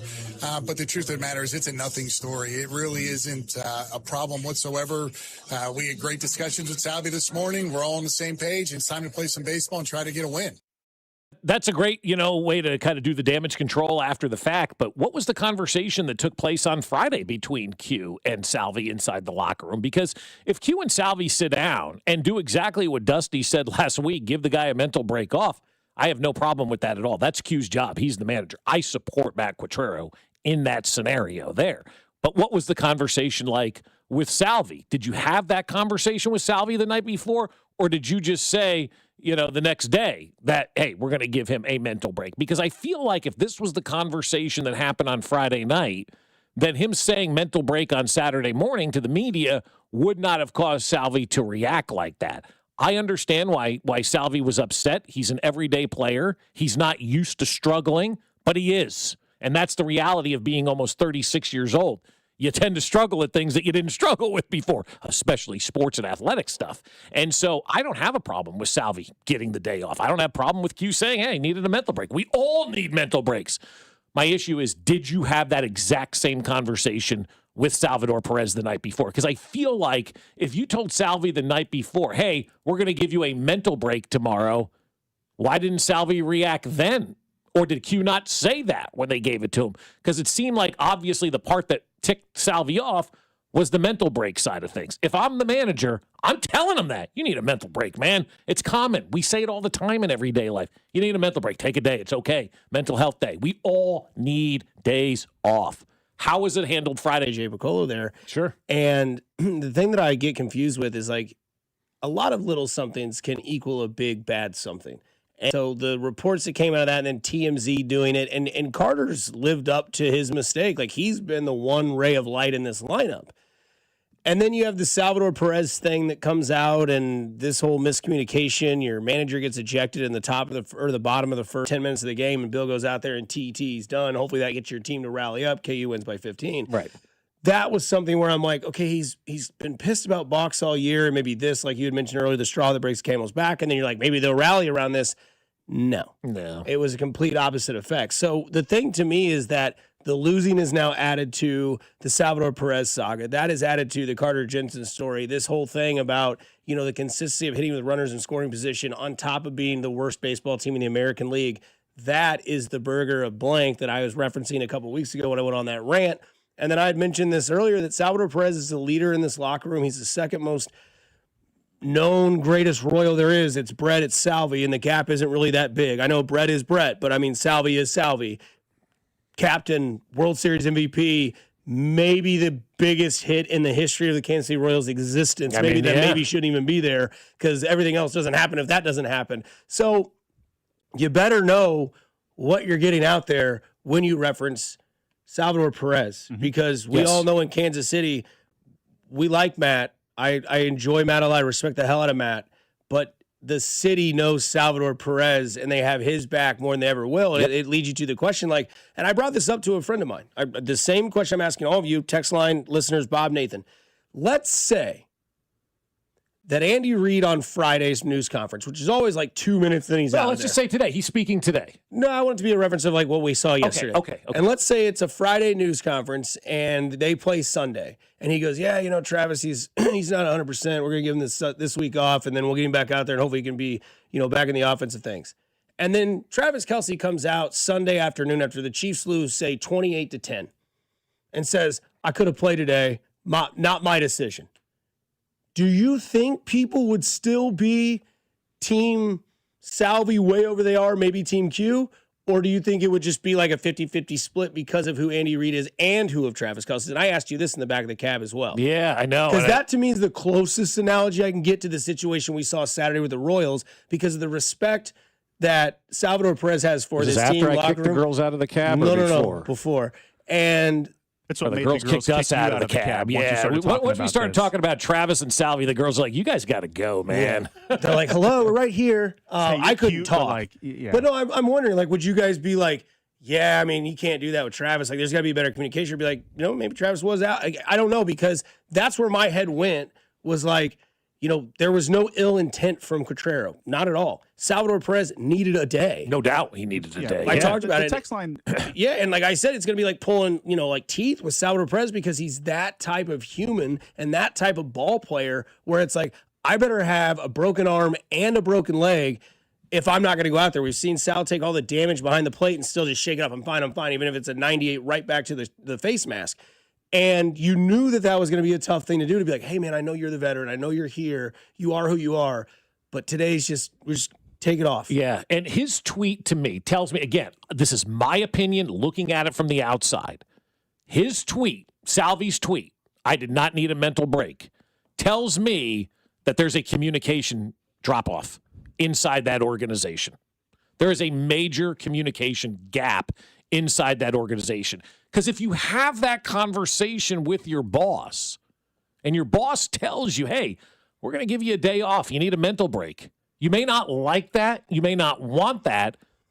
But it's hard not to agree with that. Well, I want to expound on that because I've been sort of kicking this idea around in my head of maybe Sally was taking accountability in that tweet a little bit. And we couldn't get all the context with a 6-word tweet. But I think if you asked Salvi about it, you sat him down, you interviewed him, he'd say, it's not about a mental break. It's about me not playing as well as I should be playing. Mm-hmm. And he's frustrated with himself. It's not about a mental break. It's not about I need to be doing this better to prepare. I'm just not performing. And I would fire back at him. That's exactly why you need that mental break. Then, exactly. There's still a disagreement about how to handle that situation. Yeah. And so there's still a miscommunication between the two. But I kind of wonder if the tweet, maybe we're taking it out of context as well, and he's sort of saying, I just got to play better. But he should have phrased that better as well. Sure. Like, phrasing in all of this matters. Phrasing is very important. Tone is very important. That's why, again, tweets and text, I mean, it's hard to tell what somebody's feeling or how somebody's reacting in real time when it's just words on a piece of paper or on a screen. You don't really know what that reaction is going to be. And so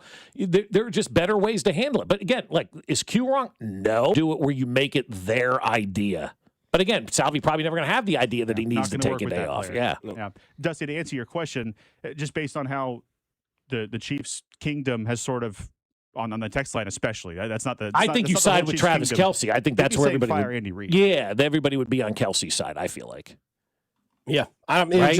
I would think so. I mean, is that what we said in the cab? Because that's very hazy. Once we let the girls go, I'm like, well, it's just more so like his celebrity status too. Like, there's more people that are Travis Kelce fans that want to see him play more than they are connected to the Chiefs because of fiance. Yeah, that is true. The Swift Nation, which they were in New York this weekend too. We totally missed them. I told you they were there. It's okay. We'd have definitely let them. We also miss player side. Yeah, I think so too. And I think most Royals fans are on the player side in this as well. I mean, you didn't see one iota of this when Ned Yost was managing the team. You didn't. You never saw anything like this. You didn't see anything like this when Dayton was around either. This loss of Dayton is going to start to trickle down, man. We're really going to feel the loss of Dayton. Nathan, you're shaking your head. Well, I was just going to say, it went to your point in the previous segment about things elsewhere in the organization not being communicated clearly. Okay, so with Ned, despite his faults, which he did have plenty of faults, and especially the nerds, who I know you and the nerds don't get along, famously, Ned... People knew where they stood with him. Yes. When they walked into the clubhouse, they knew what to expect, what was over the last few years. Your dissipation. Playoffs, missed playoffs, worst record in baseball. I don't know if he's talking about the Royals or Cincinnati, but we'll talk about Cincinnati plus the Chiefs. And Dusty Likens. Convert your home's equity into cash in as little as 14 days. Let Golden Oak Lending cure your blues. Your home for Kansas City sports. 96.5 The Fan. Well, I'll tell you what, my friends over at the Sheet Metal Workers Local Number 2 have great ideas floating around, and you need to capitalize on them, especially if you're an HVAC contractor. This is for you guys, because what the Sheet Metal Workers are going to do is provide a flexible workforce for your project demands, timelines, and economic conditions. And there's absolutely no cost to become a partner contractor with the Sheet Metal Workers Local Number 2. The Sheet Metal Workers will help adjust the size, the skills, and deployment of your workforce to maximize. And Local 2 has spent over 137 years developing relationships right here in Kansas City. So you know they know everyone, and they can help grow your business. The best part, there's no downside. It's completely free with zero obligations. Just straightforward info on how they can help grow your business and profit margins. Sheet Metal Workers Local Number 2. We're an old union with a new perspective on business. Learn more at sheetmetal2.org. Now is the time to put that home equity to work for you. This is James Hawkins, president of Golden Oak Lending. Credit card balances are at an all-time high. Why pay 25 to 30% interest to them when you could be saving thousands of dollars after a simple phone call? Golden Oak's mortgage rate is 4.5%. We have no fees forever. Imagine how good it will feel to have those bills paid off. At Golden Oak Lending, we can make that happen in as little as 14 days. And if for any reason your loan doesn't close, we will pay for your appraisal. Call today and take advantage of our 4.5% fixed rate. Call 913-890-GOLD. Golden Oak Lending cured my blues. 5.442 APR, FHA 15-year, 20% equity, qualified credit, additional terms apply. NMLS 114937. So, you're ready to propose, huh? Yeah, man. She's definitely the one. What are we thinking about the ring? I got my wife's at Hellsberg. I couldn't recommend a better jeweler. I could use some help with that. Man, go to Hellsberg. I had no idea how many details you need to consider. Did you know you can get a natural or lab-grown diamond? I didn't. Figure out what she wants. Trust me, they'll make it happen. Start your story with Hellsberg. Shop in store or at hellsberg.com. Hey, it's Dusty Likens, and driving in this area means navigating everything from busy metro traffic to open Midwest roads, so having the right auto insurance really matters. With AAA, switching today means you could save up to 21% on your auto insurance. AAA offers trustworthy protection, personalized coverage options, and customer service that gives you real peace of mind. And when you bundle policies or insurance multiple vehicles, you can save even more. Visit AAA.com. That's AAA.com. KC baseball fans, this is your headquarters. Every game, any screen, catch it all at the Brooks Cider. Cold drinks, great food, and the energy you want on game day. Brooks Cider Sports Bar and Grill. Game day starts here. I'm Piera Palazzolo, VP of Digital Marketing for the American Management Association, a company focused on the management training skills needed to enhance the careers of business professionals. We did our research when it came to the best companies for website development and chose AmericanEagle.com. And we couldn't be happier. AmericanEagle.com worked closely with us to understand the front and back end requirements needed to launch an e-commerce website that could handle the complexities of running thousands of seminars nationwide. Our robust new website and improved SEO saw immediate increases in site traffic and web revenue. If you're in need of managerial effectiveness and success, visit our website at amanet.org. If you're in need of a website that provides an unparalleled consumer experience, I highly recommend AmericanEagle.com. Transform your business today. Dial 877-WEBNOW1 for a free digital consultation with AmericanEagle.com. It is not hard to destroy a college. Last season, the podcast Campus Files brought you stories of fraternity drug rings, stolen body parts, campus cults, and more. And now, Campus Files is back for another season. There's a guy screaming into his phone. He's like, I just saw Charlie Kirk get assassinated right in front of me. Every week is a new episode and a new story. It was so chaotic. It's almost like a university under siege. Listen to and follow Campus Files. Available now wherever you get your podcasts. Hey, it's Cody and Gold. And if you've been thinking about a career in IT, I want you to meet Lacey, a career services advisor over at Centric. From the rest. Our vast network of Kansas City. Curious about making a career move? Buy Staples. Epic parties start at Staples. Now you can grab Party City balloons, decorations, and tableware, plus matching custom invites, banners, and more right at Staples. That was easy. The countdown to the World Soccer Championship is brought to you by Blue Cross and Blue Shield of Kansas City. From here, for wherever you are, that's the benefit of blue. Visit bluekc.com/benefit of blue for more information. You're listening to 96.5 The Fan from the DM Injury Law Studios. Mike's got this. Car, truck, or motorcycle wreck? Remember, Mike's got this. 816-888-7500. Mike's got this.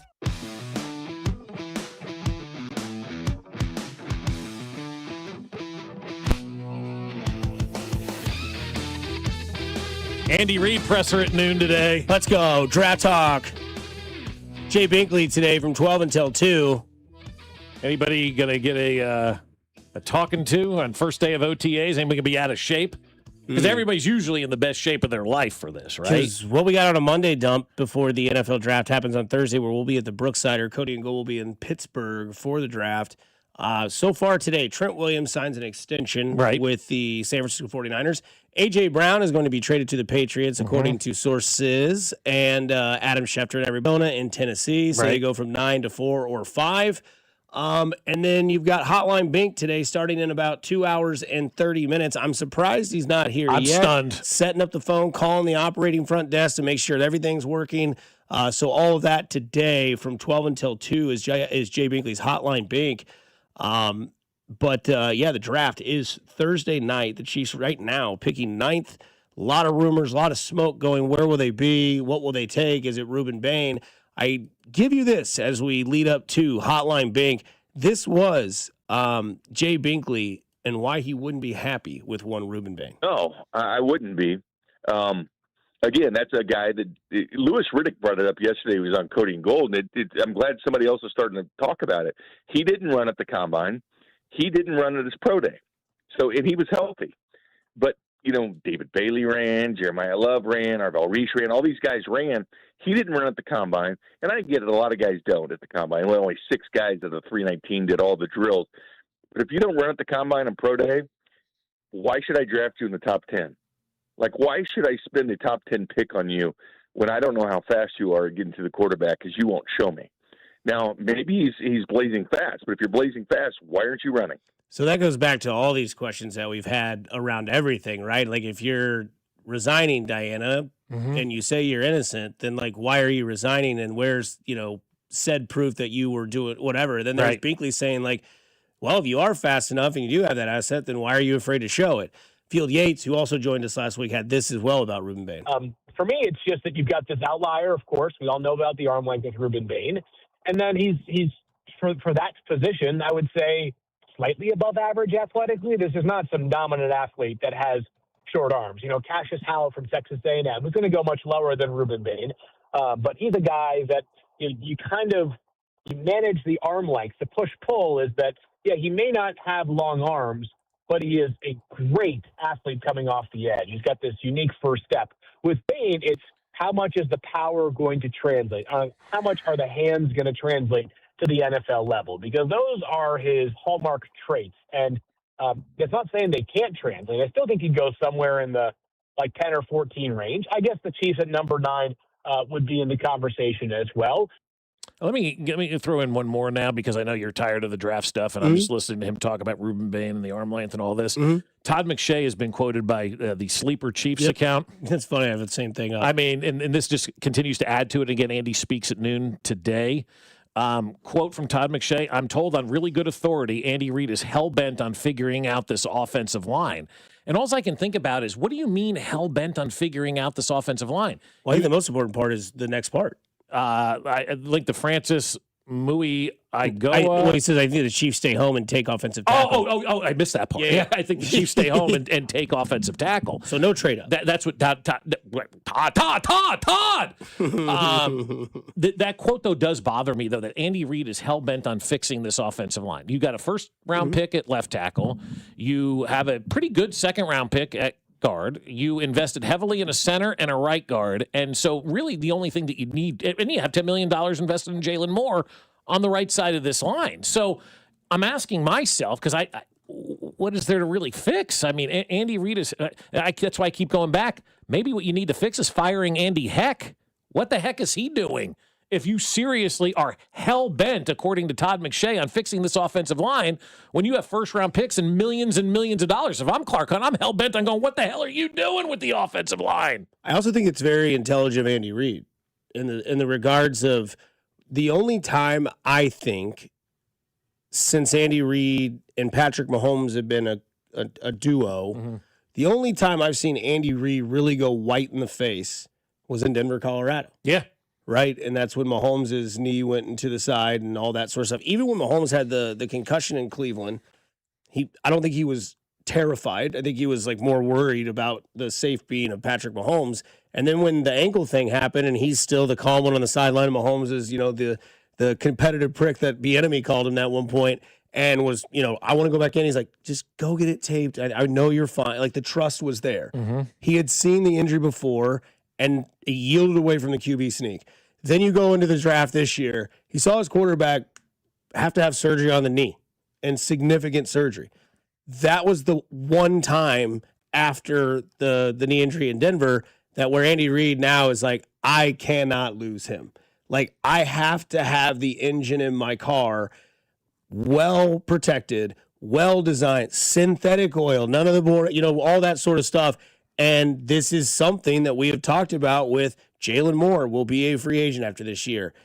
I don't want to have to continue to do this every year, running in a new person, because we use the comparison or the metaphor of you look at Matt Castle's career in Kansas City. How many freaking offensive head coaches did he have telling him different things throughout to where it's just like, I can't do this. I don't know what I am.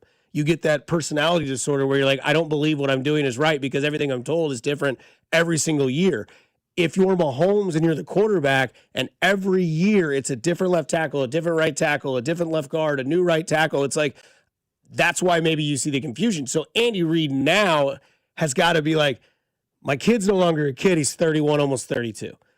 I've got to put everything around him and leave him to stop question. We tell these Royals players, stop overthinking. Go up there and just know that if you don't do your job, the guy behind you will. Patrick Mahomes has to feel that comfortability with his offensive line, knowing these guys are here. They know the system. They're going to be here next year and the next year and the next year. Now let's keep it. Let's not have these open invitations of who plays left, who plays right, who plays left guard, failed left tackle. He just wants a starting five and let's go. And leave it alone. He's been looking at film of 2003. Right, and that's why I think all the beginning of the draft smoke of it could be a tackle. And everybody here's going, damn it. Well, that wide receiver doesn't mean diddly poo if Patrick Mahomes can't throw the ball. That's exactly right. And so, like I said, we're going to hate the offensive line pick on Thursday night, but in a year and a half, we're going to love that offensive line pick. And hopefully it is a guy that, if they do go offensive line, does solidify this thing at the right side. And I understand that Andy is hell-bent on fixing the offensive line. I get all that, but it's they've given resources to that. Yeah. That's my biggest concern is like, there are a lot of resources on that offensive line right now. Well, yeah, it's so center. What are you trying to fix? Just one position? Is it all? Because it's center, right guard, left tackle. Mm-hmm. And left tackle is, to you guys, still a question mark? No, not at all. Not at all. Not in availability, but in talent wise. No, not in talent. No, so you're sold. I'm sold on Simmons. God, yeah. Sold on Creed. Sold on Creed. Sold on Trey. Yeah. Right tackle. And right tackle's already got $10 million. I'm sold on Kingsley as a guard. Yeah, I am too. For the next 2 years of his contract. I am as well. He played really good last year. So the word fix makes me think this is a smokescreen. This is planted with Todd McShay because the Chiefs are doing the math and they love a receiver or an edge player and they want him to drop. They're talking to teams like Miami at 11, Baltimore at 14, who love these O-linemen. They're trying to get them to, hey, if you want a lineman, you better jump the Chiefs because at 9, they're taking a tackle. That's what I think this is. Now, are they going to draft an offensive lineman at some point in the first 2 days? I think yes, and I think listening to Brett Veach's answer last week saying there's a fall off after round 1 tells me be ready for it at pick 29. Yeah, I think you have those certain amount of guys where this isn't a great draft either, guys. I mean, it really isn't from a talent perspective where people need to jump over everybody to get a certain player. Now I say that, and then Thursday happens. There's 17 trades. Yeah, it's been reported the Cowboys want to trade up. The Cardinals and Browns both want to trade out. Yeah. Now, over the weekend, I guess the Chiefs have reported that they've been calling teams. So Yeah, Veach did also say last week there's going to be a lot of trades. Yeah, absolutely. We'll see how it all plays out. But right now, I'm really caught up on the Adam Schefter and Mike Vrabel memes that are out there because Schefter reported this morning that A.J. Brown is likely to become a Patriot post June 1st. Well, we've got the Coldplay couple now with Adam Schefter and with Mike Vrabel, and somebody has replaced the interlocking finger picture of Rossini with Schefter. Probably. So 1986, you were 9? 86, I would have been 9, yeah. You want to know the top 5 songs on the Billboard Top 100 when you were 9 years old? I do, yes. Number 1 was Kiss from Prince and the Revolution. Okay. Number 2 is Manic Monday by the Bengals. That's a good song. Or the Bengals. Is today a Manic Monday? We'll get to that. Today's That's why a I'm doing Manic this. Monday. Addicted to Love, Robert Palmer. Oh, okay. You might as well face it. Yeah. Rock Me Amadeus. Oh, God. By Shane Falco and Company. And then West End Girls. Oh, West End Girls was a good song. the But Pet Shop that Boys. right there, though, that list, dude, that is quintessential mid-'80s crap. 1986, man. I mean, who was number 5? What did you say was number 5? Pet Shop Boys. Pet Shop Boys. Yeah. The fact that they were a top 5 song tells you where we were in the 80s when it comes to music, man. That was some psychedelic nonsense. Like people got down to their highs of the 60s and 70s and puked the 80s and then said, screw this, we're back to drugs in the 90s because that's when music got good again.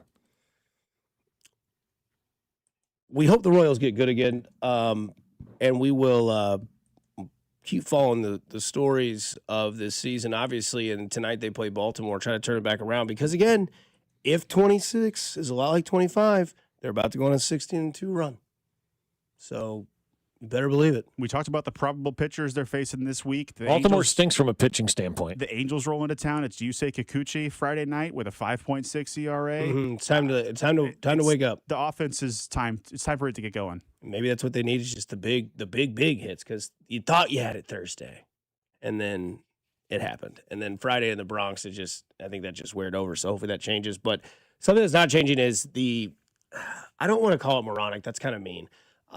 Confusing front office that is the Cincinnati Bengals. 10th overall pick in the draft. They trade away to the Giants for your guy, the guy that we thought maybe could be a good piece. Could be here, yeah. And they get him for 3 years. A lot of money. An additional $28 million on top of the 2 years that they owe him already. So Dexter Lawrence will be playing in Cincinnati, and now the Giants have 2 picks in the top 5. As a New York Giants fan, you're probably going, wow, all right. What a hell of a night 1 of the draft. Cincinnati fans now have to believe that they've got a 2-year window with Joe Burrow. Because I don't know if Dexter Lawrence plays all 3 years. Obviously, we've seen contracts like this be made, and then all of a sudden, the 3rd-year option, the team's out. They take the dead cap. That guy becomes a free agent. Somebody else picks up. We've seen this over and over and over and over in the NFL. And so it's interesting because there is a clause in Bobby Witt Jr.'s contract.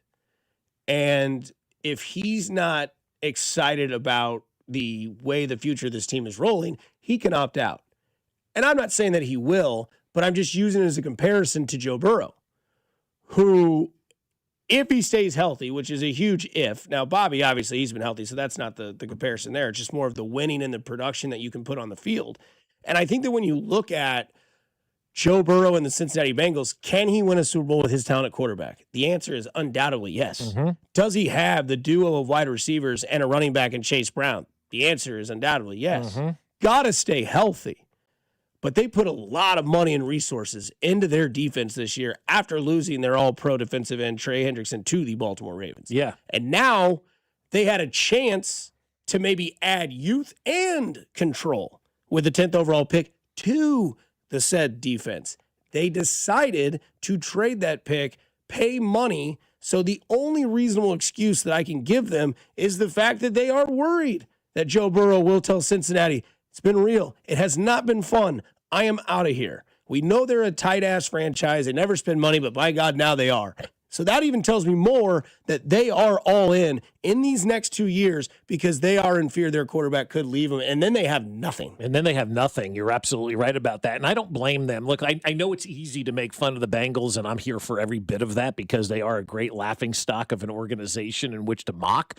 But I also look at it from their perspective and say, all right, man, we essentially have this 2-year window right now that we're going to have to go out there and try to win with Joe Burrow. Otherwise, we're not going to be able to do it. And I'll never fault a team for trying to go for it, but you better go for it the right way, right? Mm-hmm. Where we expect to win a Super Bowl. This is it. We have got to go. We have got to go balls to the wall on this one because we're running out of time. And I think with Joe Burrow point.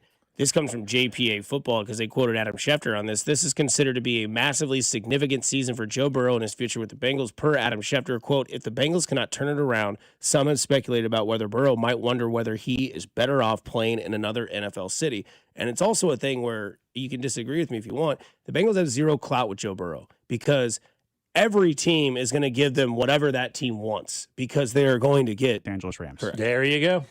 And they will give up anything that they can and not care to get Joe Burrow. Absolutely they will. And so, Bob, you mentioned going all in while you have this window so you get it.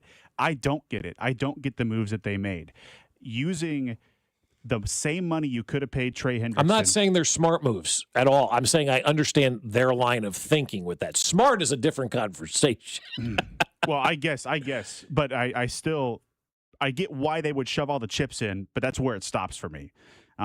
You could have had Trey Hendrickson for the same annual average value. This is a guy who plays a more premier position, edge as opposed to defensive tackle, although Dexter Lawrence is a good player. Yeah. You also then paid $20 million to replace Trey Hendrickson still at the edge position with Boye Mafe.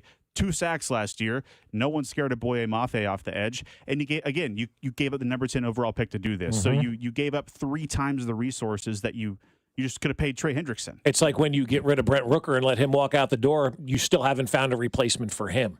One bad move leads to other bad moves, leads to other bad moves, leads to other bad moves. The Trey Hendrickson thing, now we're seeing the trickle-down effect from it. You know? Except they went out and they signed Anthony Santander. They signed Jerickson Profar. They got all their guys, and then it's going to blow up in their face. Like I mentioned earlier, they're going to go from the 32nd defense to the 29th overall defense, and Joe Burrow's going to request a trade. Mm-hmm. It's Cincinnati before. They had a solid quarterback in Carson Palmer. I know he had injuries as well, but still, he was tired. He's a good quarterback and tired of the same stuff. Yeah. This comes out of Adam Schefter's camp as well. The offensive lineman out of Miami, Francis. How do you say that guy's last name? I'm with you. Maui and Noah is how I Maui and Noah. Okay, he has a herniated disc in his back that is considered asymptomatic. Even with the injury, he's still expected to be the first offensive lineman off the board. But if the injury worsens, he could miss upwards of 3 months. I mean, it wasn't. If you're drafting a first round lineman this year, that guy got play, right? Because I think at 9 and 29, you need to draft 2 starters. Who were you saying? The 2 guys that I think fit the mold are the Iowa State kid. I think it's Max Hanicher, and then Blake Miller out of Clemson. Yeah. But my problem with these I didn't know about this injury from Maui and Noah, but him, Spencer Fano, the other guy from Penn State. They all have they're a tackle, but they're probably going to be a guard in a year or 2. Yeah, I don't want that. any of that. And then we don't know where he's going to play on the line. I want a bona fide tackle. And those top guys in this draft don't scream that to me. And that's why I don't want at 9. It just is kind of icky to me. I'm kind of with you, but I kind of am thinking that's where they're going to end up going because it's a lot of smoke. If the truth is hell bent on fixing the offensive line, again, that could be a total smoke screen too, right? That could be a total smoke screen. But if that is the truth, and Andy Reid is hell-bent on fixing the offensive line, don't you have a better chance of fixing it with 9 than you do with 29? I would think so, right? I mean, that's 20 players different, or maybe there's somebody at 9 that you're never going to get the caliber of, and maybe you think you can get somebody at 29 that's kind of on the same. These are the scenarios, and that's why it's like, what side are you on? Hell if I know! Yeah, we're so wrapped up right now in the pre-draft process. We have these guys that I just mentioned that are mocked at 29. If the Chiefs love one of those guys and take them at 9, and then he pans out, we're all going to love that draft pick. Right. So, if it's the Miller kid and Reid is hell-bent on getting a right tackle, they think he's the right tackle, they want to pick him at number 9. If it works, I'm good with it. And if you have concerns about a herniated disc and you think Binkley's concerned, you call Hotline Bink today. It starts today at 12 o'clock. It goes until 2. The number is 913-730-5131. You can ask Bink everything you want about it. Call Bink, talk to Bink about the NFL draft, and then don't forget Thursday night at the Brooksider, we'll all be there for a draft party. And we'll see what the Chiefs end up doing, because I think we're all ready to get to that point. 100%. Yeah, just a whole bunch of smoke and rumors, because next thing you know, the Chiefs stay at 9, take Ruben Bain. Yeah, right. It's like, all right. We said this in November. We'll say this on the other side. We'll give out our brioches of the weekend here on 96.5 The Fan, your home for Kansas City sports. Good morning, Kansas City. It's Carter Jensen, and you're listening to Fescoe and Dusty, weekday mornings starting at 6, right here on 96.5 The Fan. Brought to you by Golden Oak Lending. Do you need extra cash? Golden Oak Lending can convert your home's equity into cash in as little as 14 days. Let Golden Oak Lending cure your blues. 96.5 The Fan. Tyler Reddick here from 2311 Racing. Game night's fun until someone spends 5 minutes lining up one shot. Chalk, breathe, re-chalk, still aiming. While they figure it out, I fire up Chumba Casino. I can spin anywhere, anytime, and there's always a new social casino game every week. Spins happen way faster than that shot. Play now at ChumbaCasino.com.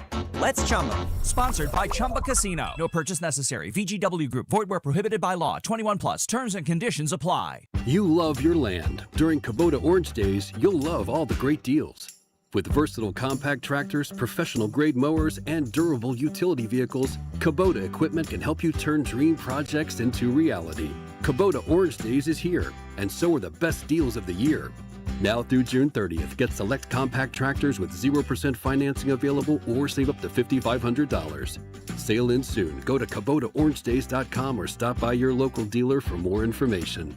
JR and Company, the only roofing company offering a free lifetime warranty on workmanship and a free shingle upgrade that can save thousands in future insurance premiums. Locally owned, veteran-owned, and family-owned. Call JR today or visit jrstormcheck.com. Get ready to kick off a summer of soccer in Kansas City while fighting hunger. Join the Salvation Army for the Kick Hunger Civic Lunch 2026, May 7th. Score big for local families in need. Grab your tickets or table today at kickhungerkc.com. That's kickhungerkc.com. The problem with radio is we can't show you our new box packed with a KFC snacker, 5 nuggets, fries, and a drink for just $7. So you'll just have to trust us when we say the crispy golden fried breading will make your mouth water. You'll have to trust us when we say this is a ridiculous amount of chicken for such a small price. And you'll have to really trust us when we insist that, yes, it really is only $7. $7 box feast from KFC. Trust us. It's finger-licking good. Prices and participation may vary. Tax, tips, and fees extra.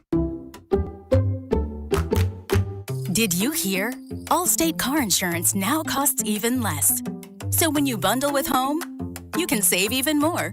Check Allstate first to bundle and save with a new lower auto rate. You're in good hands with Allstate. Not available in every state. Only applicable for new auto insurance business. Rates will vary by several factors, including how you purchase the policy. Potential savings may vary. Allstate North American Insurance Company and Affiliates, Northbrook, Illinois. In digital advertising, everyone talks about clicks.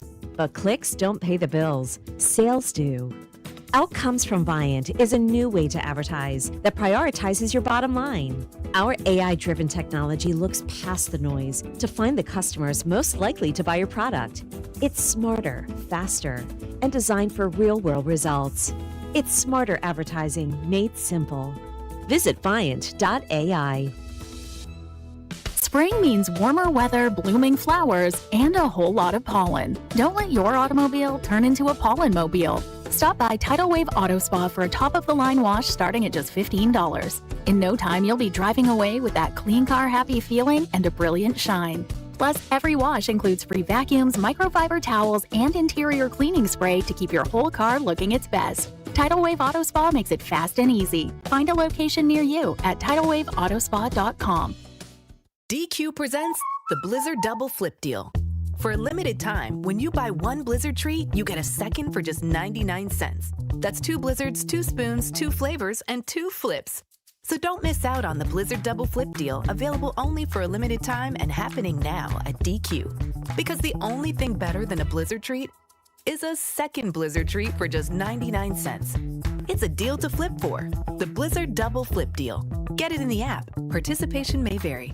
Oh, baby, Royals baseball is back, and there's only one way to celebrate. That's with a Surfside iced tea and vodka or a Surfside lemonade and vodka. Smooth, refreshing, made for game day. Surfside is the perfect match for a day at the ballpark or catching the game at home. Surfside is 100 calories with 0 bubbles, and you know it, 0 troubles, so it goes down easy. It's not a seltzer. It's Surfside, proud partner of the Kansas City Royals. Must be 21 and older. Please drink responsibly. Spring is here, and as the weather heats up, the sports action heats up at Circa Sports. From baseball to basketball to hockey, Circa Sports has it all. Circa Sports isn't just sports betting, it's sports betting the way it should be. High betting limits, player-friendly pricing, and exceptional customer service. Whether you're looking for playoff futures or props on your favorite players and more, Circa Sports has you covered. And don't miss out on the special Royals props for every game. Download Circa Sports app or visit circasports.com today. Must be 21 or older. Gambling problem? Call 1-800-GAMBLER. Draft coverage on 96.5 The Fan is brought to you by Blue Cross and Blue Shield of Kansas City. From here for wherever you are.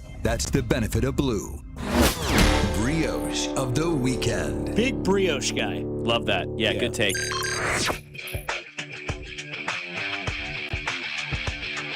That is the end of the show. Tagline, it's Brioche of the Weekend on a Monday. It's brought to you by the Sheet Metal Workers Local Number 2. Nathan, Bob. Nathan, Brioche of the Weekend for you this weekend? Sure, yeah. Wife and I had a little staycation here in Kansas City. Hell so yeah. my brioche goes to the Lazia, the restaurant, Italian restaurant in the Crossroads, their team. I used to work with some of these folks. So Chef Aaron, Chef Sean, Megan, the whole team over there has that place rolling. One of the best dishes I've had in my life, their Wagyu Carpaccio, is insane. Oh, Sal's dish. Yeah, he's from Buffalo. Yeah. Insane. So, stayed at the hotel that it's a part of and had a great weekend. Awesome. So. That's cool, man. Way to go. You got to do that kind of Great stuff time. in marriage, man. You got to do that kind of stuff. Just like I did this weekend with my bride. Oh, wait, that was Dusty. I'm sorry. Damn right. Sal Carpaccio. There's just some of that Wagyu Carpaccio. Is it Sal's kid? Could you like tell Yes, the meat delicious. was like different in the pasta?